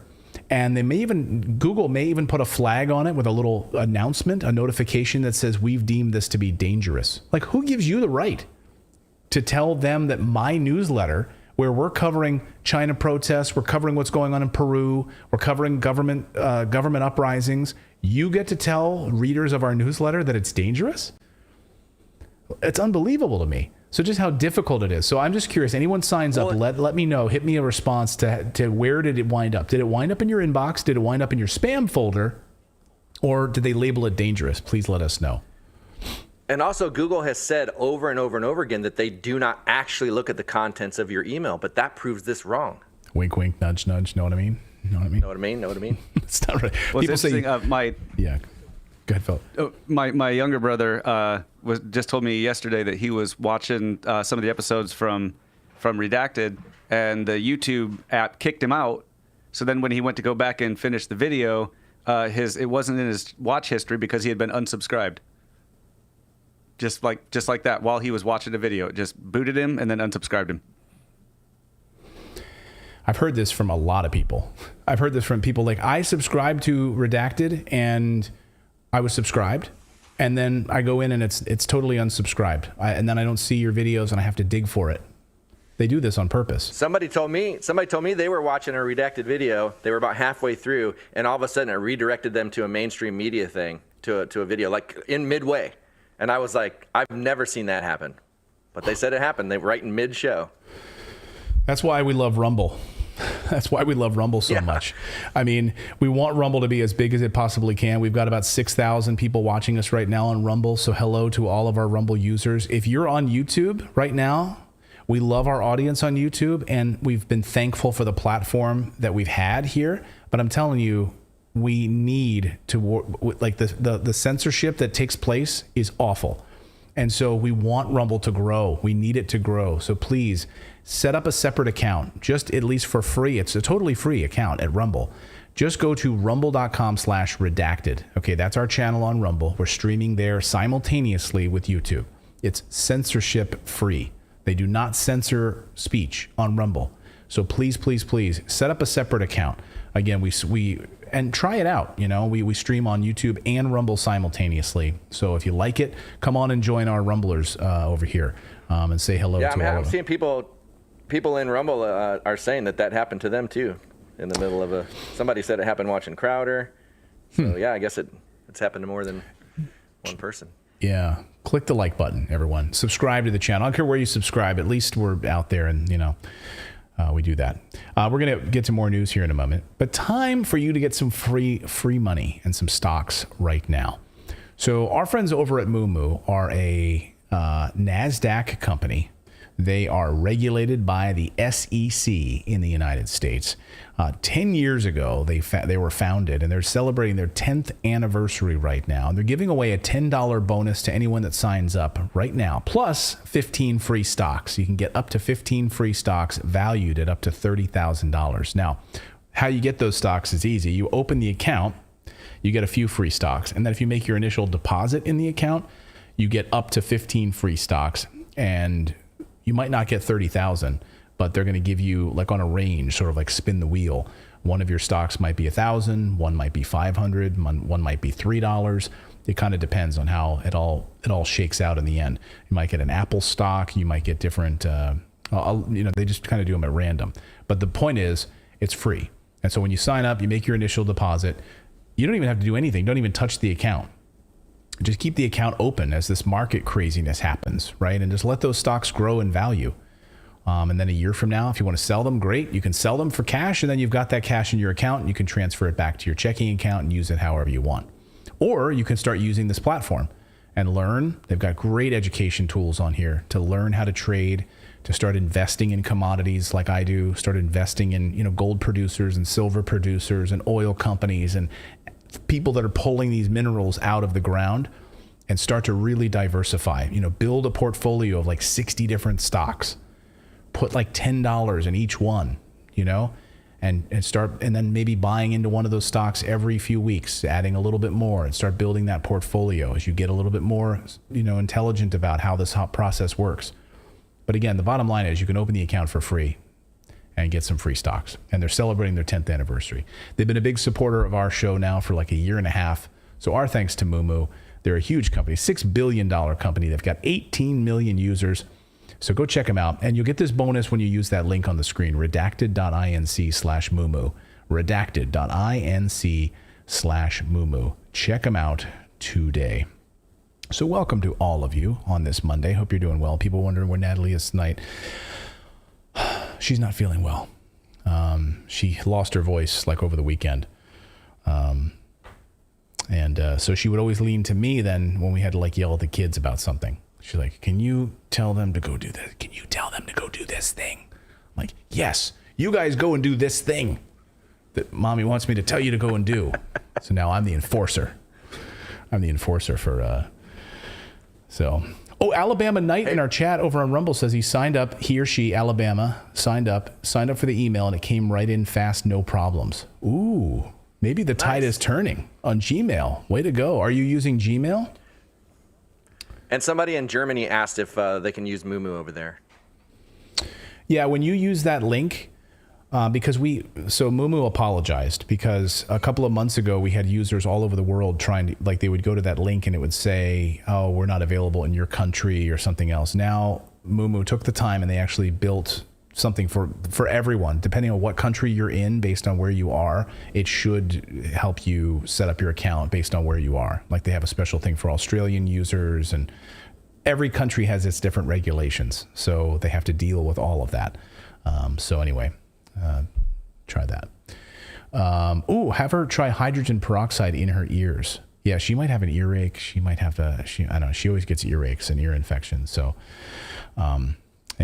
so that's why she's not here tonight. She's not feeling well. And she is a champion, though. She was taking care of all the kids, and then she gets sick for taking care of the kids. But we've got more news to get to. We're having fun on this Sausage Monday. I'm having fun. It's good to have the band back together. Heck yeah. I believe you just referred to us as a sausage fest. Is that what you're getting at? Like, are we allowed to say that in 2022? I am. We could just say Link Fest, and then that suggests that sausage links, Well, or for, in your case, cocktail wiener. Sorry. Just had to. It's all right. I own it. Just had to. So I feel like this is what our after show is like sometimes. Like you guys, we should do like after show. It's just like a lot of like talk like this. And then Natalie's like, all right, guys, I'm going. I'm leaving. And like we're like, all right, it's like talk guy locker room talk around here. So, all right, let's talk about Canada. Shall we go north of the border up to our favorite Canadian dictator, Prime Minister Justin Trudeau? So he testified. We were waiting to get, and this is actually interesting, right, that he testified about the Emergency Act, because in the United States, it seems like it's a lot harder to get answers from our leaders. Like they just avoid testimony. Like we just don't get to hear from presidents of the United States, right? They just we don't get to hear from them. But in this case, we're actually hearing from the prime minister, forced to actually, about his emergency, and it's actually written into the law. Like if you use emergency authorization, You've got to then testify about why you used it. So, surprising. So, the testimony had been delayed a few times this fall, but it finally happened. And we got a lot of smug Trudeau acting as if it were all part of running a government. But some other admissions came out in all of this. As a reminder, the trucker convoy, just for some context here, the trucker convoy was a gathering to protest vaccine mandates that would cost people their jobs if they did not take the COVID vaccine. It was not anti-vaccine. In fact, many of them had taken the vaccine. It was anti-vaccine mandate, which people don't seem to understand.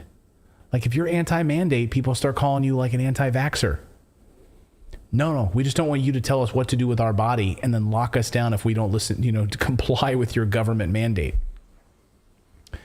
And it was particularly... Have you one time, like in all of the coverage that we've done of Justin Trudeau, have we ever seen on video or anything anybody saying they love Justin Trudeau other than his section of government? Like, I don't think I've ever seen a supportive tweet, a supportive comment, or anything like, I love Trudeau. I think he's doing a great job. Have you? I have never on this show, like in our comments. Let us know in the chat right now. Do you guys love Trudeau? Do you guys like Trudeau? Maybe you put up a poll. No shame if you do. Just out of curiosity. No shame. I'm pretty sure I heard Natalie one time compliment his hair. Yeah. So, she has. Does that count? That's true. Oh yeah, she likes his hair. Yeah, until he got it cut and it looked like Dumb and Dumber. So his testimony had been delayed a few times, but we did get some admissions on this. And it was, all of this vaccine mandate stuff, it was particularly for people who had worked during the pandemic and society owed them a debt of gratitude, like the truckers. We hope that these people wouldn't receive walking papers once the government stepped in and suddenly started mandating what they had to do with their lives, right? Like these are the people that we should have been probably who were inoculated against it, right? Because they probably already got COVID. So they had natural immunity. They were on the front lines. They were helping other people. So the protesters came to Ottawa to speak with politicians, particularly the Prime Minister himself, but they never got a chance because you recall Trudeau refused to meet with them. Instead, he called them extremists and racists. Here's a reminder of what he told Canadians that the people who do not want to get vaccinated are. Listen. Oui, on va s'en sortir de cette pandémie par la vaccination. Puis on en connaît tous des gens qui sont en train d'hésiter un petit peu. We will continue to try to convince them. But there are also people who are fiercely against the vaccine. They are extremists. Qui ne croient pas dans la science, qui sont souvent misogynes, souvent racistes aussi. C'est un petit groupe, mais qui prend de la place. Et là, il faut faire un choix en tant que leader, en tant que pays. Est-ce qu'on tolère ces gens-là ou est-ce qu'on dit, voyons, la plupart des gens, presque 80% des Québécois ont fait ce qu'il fallait faire, se sont fait vacciner, on veut revenir aux choses qu'on aime faire. C'est pas ces gens-là qui vont nous bloquer maintenant. It's not fair to the unvaccinated, these people who are blocking us from getting back to our way of life. So as time went on, the protests grew and the government action against them did as well. The money they raised on GoFundMe, you'll remember, was taken from them. They were threatened with arrests. They had their cell phones tracked. Many of them were unbanked, so they could not access their own bank accounts and credit cards. You recall that. Because of the science, of course. We will know from a separate lawsuit in Canada that the government did not have science for these rules at all. That was a pretty amazing lawsuit, and what it revealed showed that in discovery for a civil suit, emails came out from government authorities that were basically asking one another for some science that they could use to announce vaccine mandates and employment policies. When Prime Minister Trudeau enacted the Federal Emergencies Act in Canada, it was the first time in the country's history, and it declared the protests illegal, and it made it illegal to participate in those protests. So why did he do that? Well, one reason he mentioned was to appease his neighbor, President Joe Biden. That's right. The Daily Mail reports that President Biden demanded that Canadian Prime Minister Justin Trudeau stop the Freedom Convoy that protested at the U.S.-Canadian border against vaccine mandates right before Trudeau invoked emergency powers to end it. So Biden gave him a phone call. So in these hours and hours of testimony, he talks about how he came to the idea of using the Emergencies Act, but it could have been that the United States planted the seed here.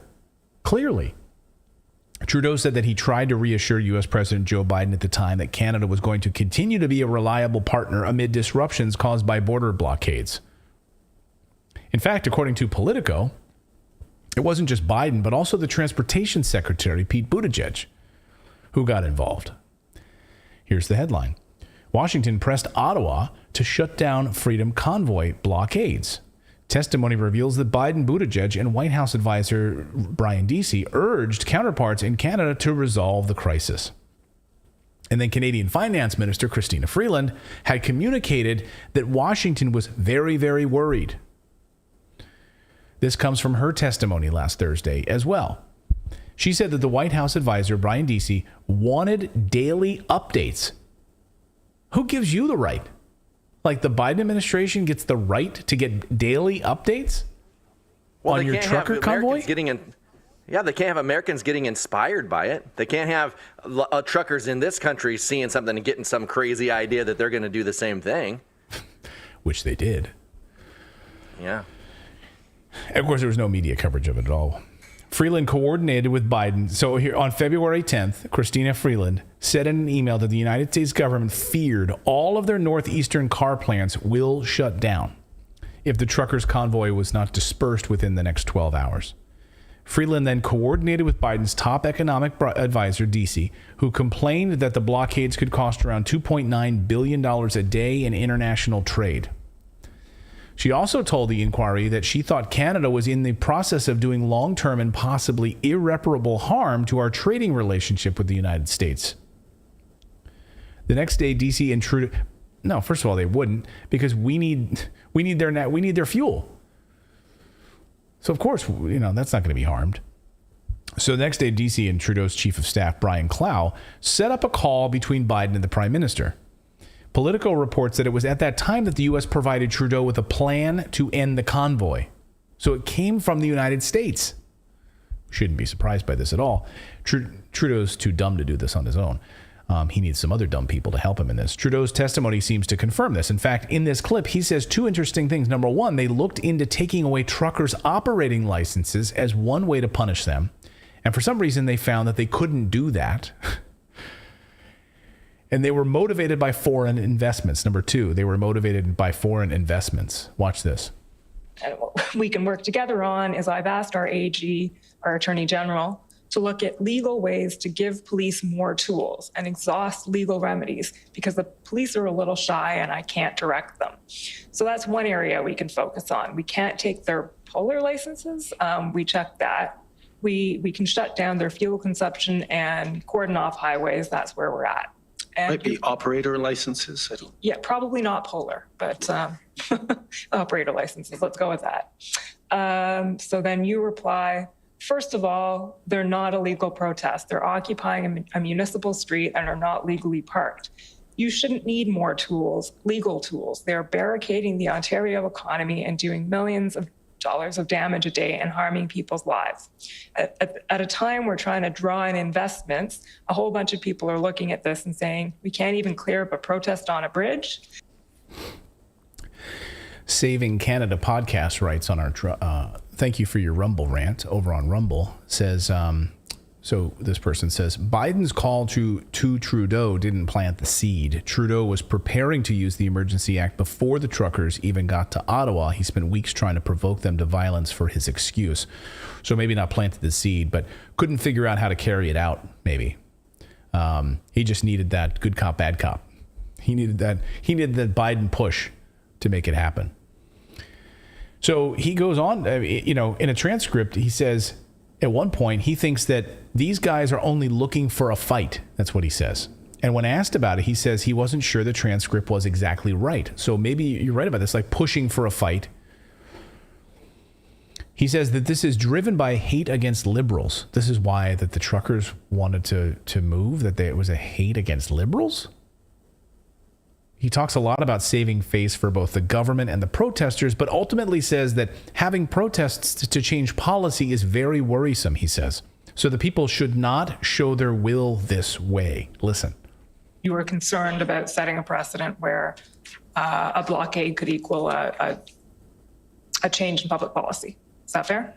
I think we have a robust functioning democracy, and public protests are an important part of making sure we're getting messages out there, and Canadians are getting messages out there and highlighting how they feel about various issues. But using protests to demand changes to public policy is something that I think is worrisome. Okay. He goes Isn't on to that what protests are actually supposed to do? Right, exactly what I was about to say. Like, that's what it is supposed to do. The whole point of them. Yes. So I guess what would we protest for? I mean, it's like, like that's just. No, insane. I mean, you just go out and you tell everyone how happy you are with life. For fire extinguishers in apartment buildings and stuff, code violations and stuff. No, that would be changing code policy. And that would even be, maybe you could go out and protest daylight saving time. Like, that would be my big protest. Like, what are you out here protesting for? Like, putting on nuclear fuel again, helping people get food on their table? No, ending daylight saving time. Oh, that's pretty benign. So he goes on to say that this is a lack of understanding on how our democracy works. Also, this is kind of a fun pause to point out that when he was asked about what he meant when he told the police that they shouldn't need more powers to take care of this, he said, just go take care of it. Watch. Yeah.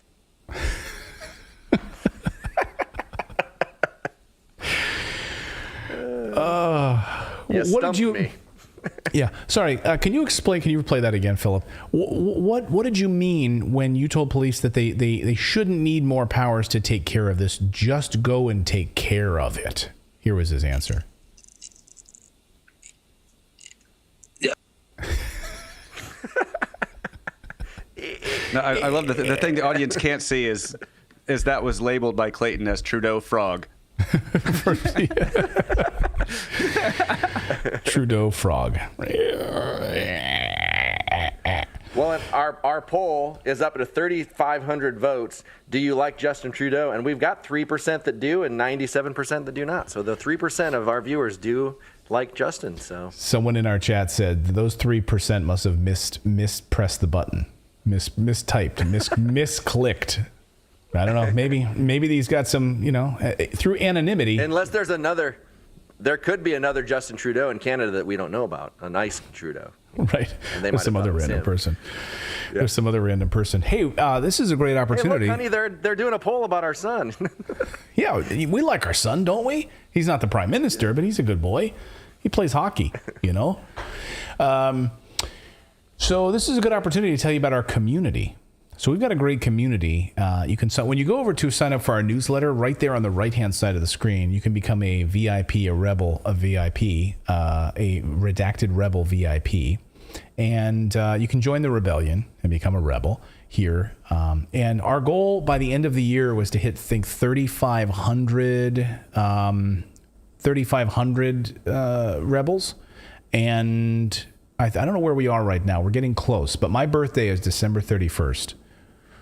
Yes, I'm a New Year's baby. So my goal is we want to hit 3,500 Redacted Rebel VIPs. And for the price of a cup of coffee, you can support independent journalism once a month. That's what we do here. So we are not funded by Bill Gates or Pfizer or any billionaires. So we rely on the support of you. If you like independent journalism and you like the stories that we cover, please consider supporting the show. And you can do that becoming a community member at Redacted.inc. We have a really interesting documentary video that we're putting together. Go ahead. I just want to say we've only got 26, about 500 more people to go. All right. There we go.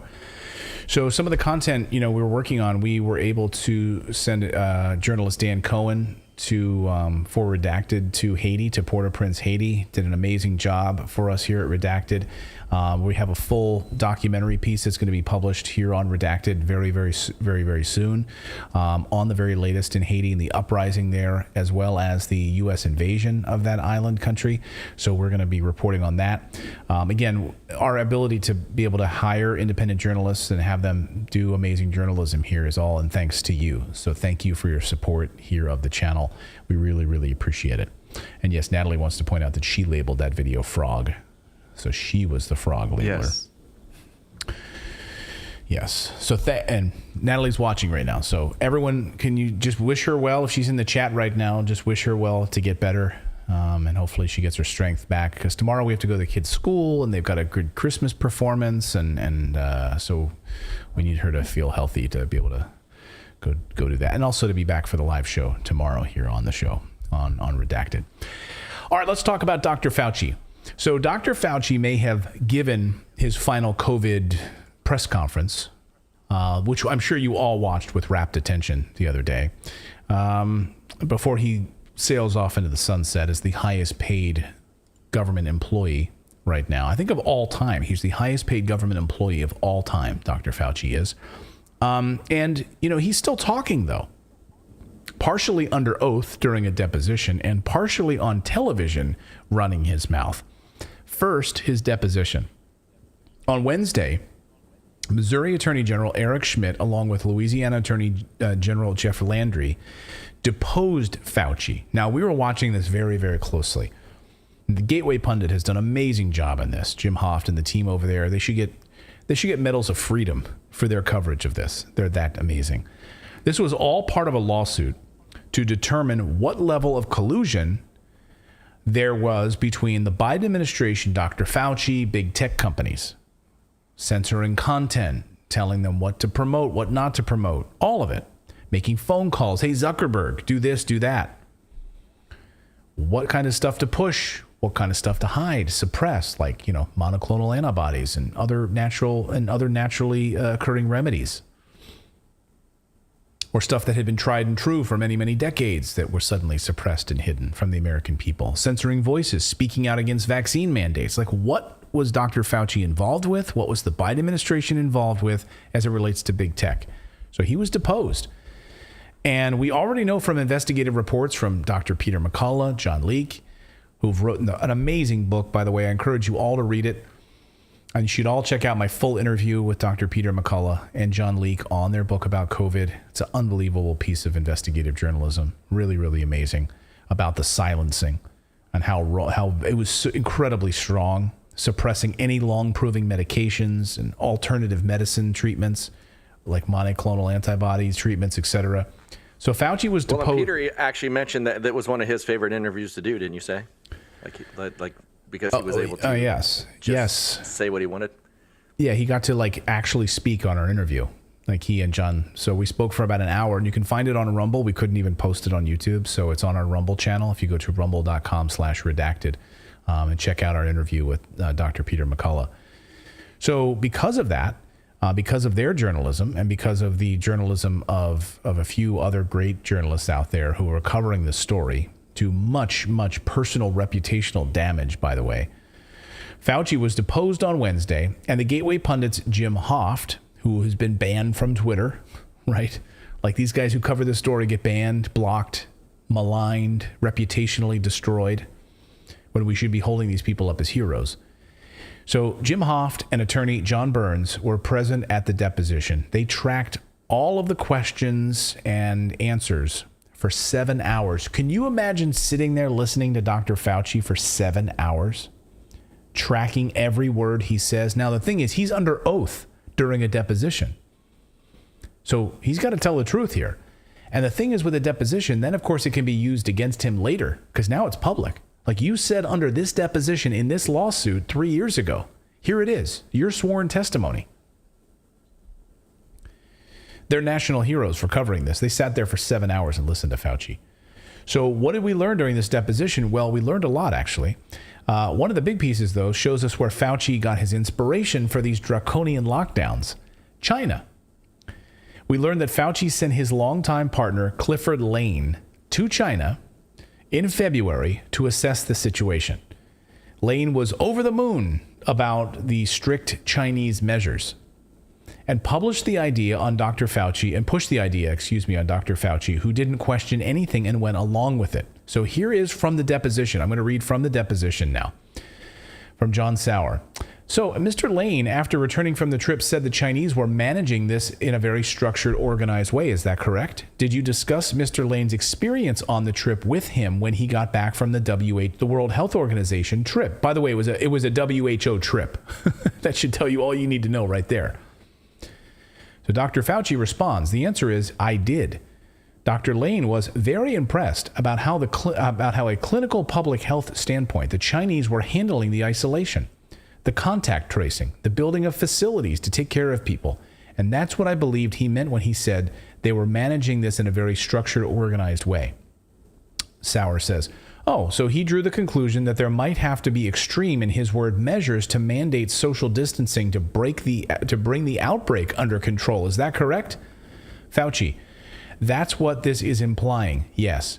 He did discuss with me that the Chinese 19 had a very organized way of trying to contain the spread in Wuhan and elsewhere.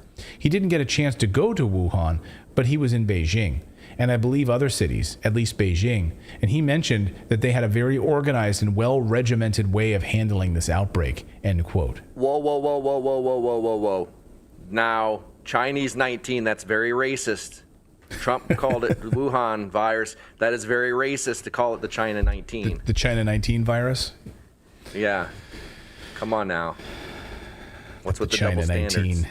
19. So this is an amazing admission, right? Stunning, actually. Dr. Aaron Karardi, a plaintiff in the case, posted a long thread on Twitter on this Fauci admission. So here's Dr. Am I saying his last name right? Karardi? I always say this name wrong. So, doctor, if you're watching, I apologize. Karardi. That's how I would say it, Karardi. Karardi. So Dr. Karardi says, from our deposition of Fauci yesterday, remember, he's a plaintiff in this case. So this doctor is a plaintiff in this case. He says, okay, update. From our deposition of Fauci yesterday on the Missouri versus Biden case, Fauci confirmed that in February 2020, Fauci sent Clifford Lane, his deputy, at the National Institutes of NIA, I always forget those last two letters, NAIAD, infectious diseases, right? As the United States representative for the World Health Organization delegation to China. Lane convinced Fauci that we should emulate China's lockdowns. The CCP had announced China had contained the virus through the draconian lockdowns, a claim now known to be false, given the China pattern of falsified information. Lane and Fauci should have approached this claim with skepticism. Lockdowns were wholly untested and unprecedented, he says. So then he goes on to say, as our lawyer, Lefty Lockdowns 1, put it, Fauci was apparently willing to base his lockdown advocacy on the observations of a single guy relying on reports from a dictator. Not exactly a double-blind randomized trial level of evidence, or indeed any level of evidence at all. Well, you don't have to. When you're science, you don't have to do double-blind randomized trials of any kind. Yeah. If you were science, Clayton, you would know that. He is the science, so he didn't have to question any of that. And by the way, this guy Lane, he didn't even go to Wuhan, as was admitted by Fauci. He was in Beijing, telling him secondhand. So think about that. Our lives are upended. Hundreds of thousands of businesses out crushed. Thousands of people dying in their homes under draconian positions. Families not able to go to hospitals to see their dying loved ones, like as in the case of my father, David, Philip as well, with their grandmother, having to look through glass on the outside of a hospital window because you're not even allowed in the hospital with a dying parent because of these clowns. Well, it's like this guy. What's this guy? This guy's sitting in his hotel. He's on the phone with Fauci. He's like, and he's not even there. He's like, hey, what's going on? He's like, I don't know. They're like, I think they're locking people down. They might be. I don't know. I heard somebody say that they were like, some people are saying they're doing this or whatever. Fauci's like, okay, got it. Like, no data, no nothing. Just. Well, no, because it's a WHO trip. Like, it's a WHO-sponsored trip. Like, we want you to go to China to see how they're handling these lockdowns. They've been doing a great job. We're going to fund this trip from the World Health Organization. We're going to send you there so you come back. And it's like how these Hollywood people will pay for people to go on junkets to review their movie.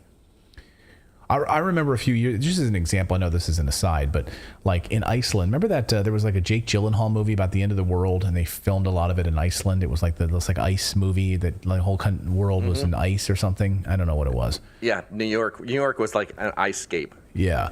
So they filmed a lot of it in Iceland, and they flew all of these like reporters from all of these like local affiliates. They just flew them to Iceland. They put them up. They flew them to Iceland. They put them up in a nice hotel. They put them like in an ice bar. They did all this stuff. Of course, they're going to review the movie well, right? And they're going to do interviews with the actors at the junkets and stuff. So they're paying for them to go do all this stuff. So the WHO is flying these guys to China for all of this so that they can be on the same page with these lockdowns. That's where these lockdowns came from anyway. I mean, it was all part of the WHO's plan. So days after Lane returned, Aaron writes at the end of this tweet, the WHO published its report praising China's strategy. China's uncompromising and rigorous use of non-pharmaceutical measures, lockdowns to contain transmission of the COVID-19 virus in multiple settings provides vital lessons for the global response, says the WHO. Looks like they had this report ready to go. How convenient that it was published almost immediately upon his return. We sent a guy, we just did our due diligence, we're back, good, publish, hit publish.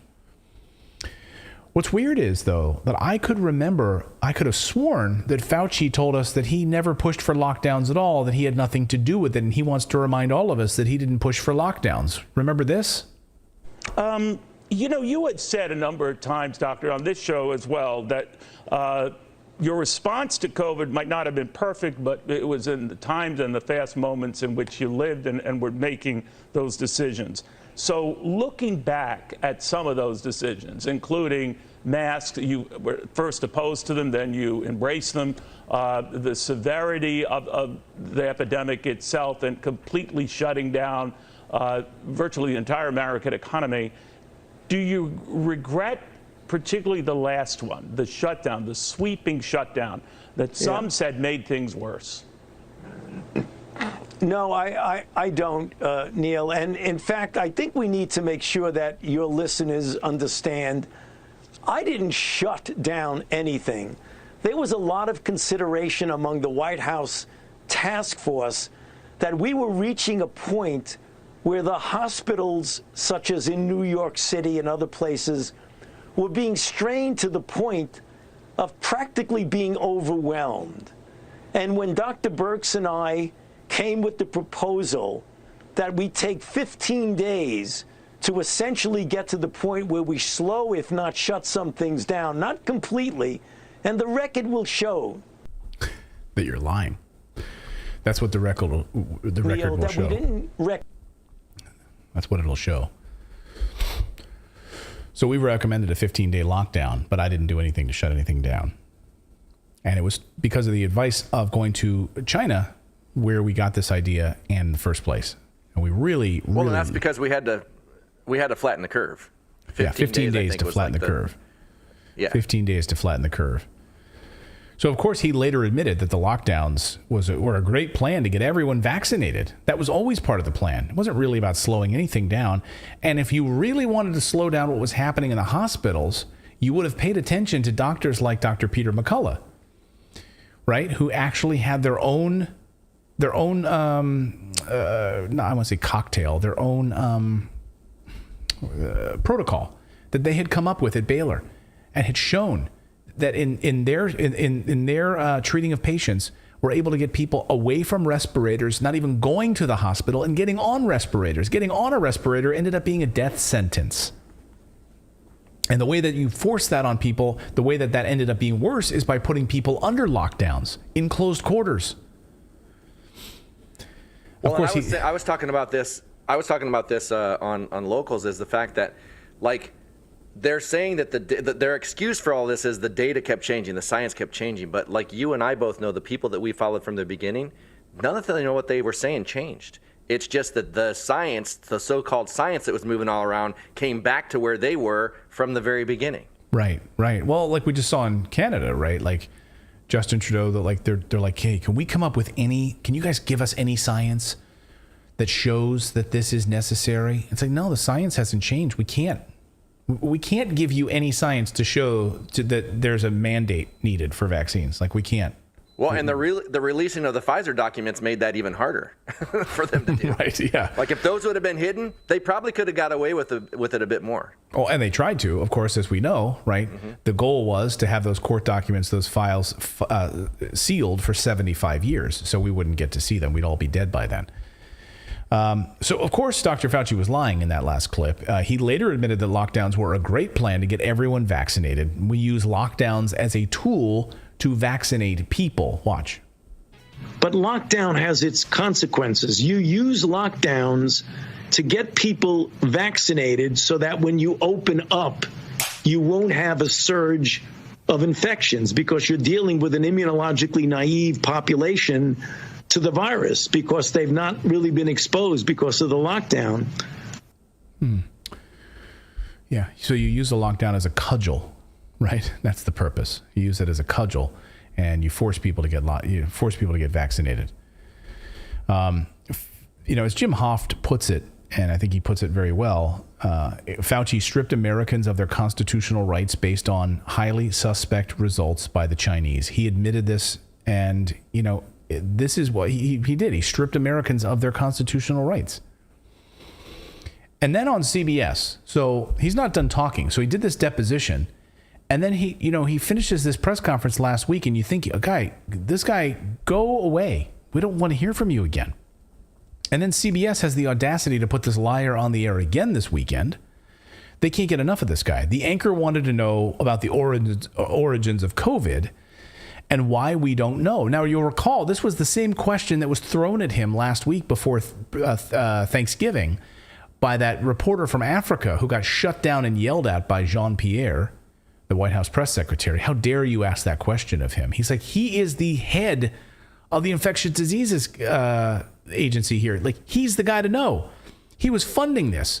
We got to ask him this question. And she yelled at him. So this question was asked on CBS's Face the Nation, and here was his unbelievable response. It was Trump's fault. Watch. What happens is that if you look at the anti-China approach that clearly the Trump administration had right from the very beginning, and the accusatory nature, the Chinese are going to flinch back and say, no, I'm sorry, we're not going to talk to you about it, which is not correct. But they're not talking to the Biden administration about it either. Exactly. I think that horse is out of the barn, and they're very suspicious of anybody trying to accuse them. We need to have an open dialogue with their scientists and our scientists. Keep the politics out of it and let the scientists, because these are scientists that we've known for decades and we've collaborated with them. Oh, I see. It's Trump's fault. It's all Trump's fault then in this scenario. I mean, do you hear this guy? Like, this is the reason we can't find out about the origins of COVID, because God knows I'm not going to tell you about it, even though I know. But he went on this interview to say, I think it's all natural anyway. Like, I think it's naturally occurring. But we're not going to find out the origins of COVID because Trump scared the Chinese by making fun of them. Okay. Really? So I hope Republicans get a chance to, and they say they will, they're going to hold his feet to the fire. There's going to be hearings on this. He says last week that he will testify if he has to. Someone in our Rumble chat says, no, we don't want him to go away. We don't want him to stop talking. We need answers, and he needs to be held accountable. And I agree with that. I don't want him to disappear. I want them to hold him accountable, and I want them to get to the bottom of this. I think one of the greatest crimes that's ever been perpetrated on humanity unfolded under his watch. And I think it's worth going back and reading RFK's book, RFK Jr.'s book on him, the real Anthony Fauci, watching the documentary if you don't want to read the book. But it's really, really troubling. So I hope we do get some answers.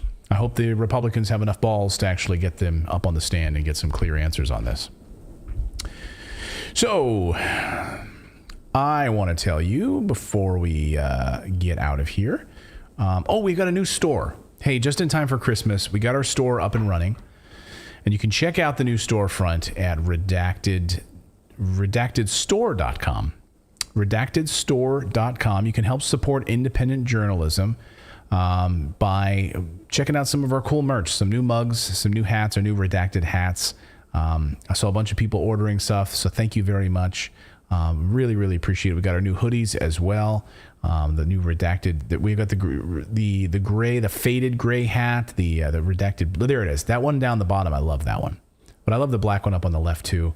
But the one there in the middle there next to the water bottle, that's kind of my speed. That's kind of my speed. And I also want to mention really quick, if you guys order stuff and you order anything with a hat, the hat's coming from a different place because of the way they have to be printed in the stock. So if you get your sweatshirts, because I had a couple of people that said the same thing. If you get your sweatshirts and stuff all in a box, the hat is coming. It just might be a couple days later. Yeah, because they have to specially embroider. They have to specially embroider that on the hat. So yeah, we had a couple people that said, "I got my sweatshirt, I got my mug, but I didn't get my hat just yet." So yes, it just takes a little bit longer. So get your orders in now for the holidays if you want it. I'm excited to get my hoodie. I can't wait to get the redacted mugs here on the set. I'm excited about that, and I can't wait to get my hat as well. We're gonna get some stickers up and running too, because I want to get these on the laptops here and so forth. So redactedstore.com. You can go check out some redacted merch and support our independent journalism and what we do here on the show. So thank you. And I think we have a few super chats to get to. We can take a few of those before we get out of here. We do. On this Monday. All right. So we had one other person send a Rumble rant, and it was just saying that, and I've seen a lot of people say this, that Trudeau is the son or nephew of Fidel Castro. So I don't know if that's true, but a lot of I've heard so many people say that. People say that all the time. Yes. Yeah. Rabies the Beagle, The Secrets of Society in Plain Sight. Yeah, sometimes. Rick G, the $20 billion that the U.S. can't track was the only cash Ukraine didn't launder through fix back to the Dems. Yeah, someone in our Rumble chat earlier says, Clayton, you guys need to cover the fact that all of this money was funneled through FTX, the failed crypto, and then it was funneled back to Democrats in one big loop. And yeah, we did a whole show on this story when we were banned on YouTube about a week and a half ago. We covered the entire web of this. So go check that out right here on Rumble, where we talk about this entire web of the corruption. And we published it then on YouTube when we were brought back, after we were suspended for a week on YouTube. So yes, we did cover that full corruption. Rainmaker, go Shanghai. PS, the black paper started in Hong Kong, the original front line of commies versus free world. All right. B. Williams sent a Rumble chat, $5 Rumble chat. Thank you so much. Says, when Natali is out, we need a mandatory UFO segment. That's a good point. I am working on one. Go ahead. I was going to say, this is an interesting. U.S. Embassy in China has just now told its U.S. citizens in China to get a 14-day supply of food and water for a massive shutdown. Yeah. So, and then Lady Heather sent a super chat to buy Natali some chocolate. I'll bring her some chocolate. You know what she's going to hate? Two more. Oh, go ahead. What's that? No, go ahead. Okay. Silver Stacker, I'm signed up with Rumble. Your channel is priceless. Well, thank you so much. And then Light Giver, FYI, Clayton Truckers either used the tunnel between Windsor, Detroit, or went to one of the other bridges into Canada. Yeah. I was going to say, Natali, this is the thing. This always happens, and then she gets angry with me. But there's nothing I can do about it because I'm a human being. I can't change that. It's science. I am science. So she gets sick, right? And then she's out of commission, and then I kind of hopefully I pick up the slack. I don't know, but then I'm now I didn't want to say anything, but now I'm really starting to get a headache, and my throat's starting to go. Oh, great! And I'm like, oh crap. And because I can never ever just be sick without because it always comes on the heels of what. So then she's like, can I ever just be sick on my own without you then having to get? just how it goes. Can't help it. Interesting. Yeah. Where can I watch politics? Tony Joslin says, where can I watch the documentary? So we're going to release that. I believe, Philip, are we going to release that tonight on Haiti? Or he's going through it with some graphics. It's up to you, Philip. Yeah, probably early tomorrow morning is when it will release. Okay, so check it out. Make sure you're subscribed to the channel, but we'll have great reporting from Dan Cohen in Port-au-Prince. the very latest there, and it's a deep dive on the U.S. invasion, what's happening with that island, and the fuel blockade, of course, the violent protests and the military crackdown that's led to a number of people dead. So that's coming, the U.S. involvement in Haiti. So we'll have that documentary. Thank you, everyone, for subscribing to the channel. I really, really appreciate it. Please make sure you're subscribed. YouTube often tries to unsubscribe people here, and we just hit 1.5. Did we hit 1.5? No, 1.45 million viewers, or million subscribers here to the channel. 1.45 million. That's hard to say. So welcome to the 1.45 million of you who are subscribed to Redacted on YouTube, and to the we're nearing 100,000 now on Rumble. So if you're over on Rumble, please subscribe to us there as well, rumble.com/redacted. So much love to all of you. Thank you guys for just dealing with the guys tonight on the Sausage Party show of Redacted. We'll see you back here tomorrow, same bat time, 4 p.m. Eastern time, everyone. Have a great night. Bye now.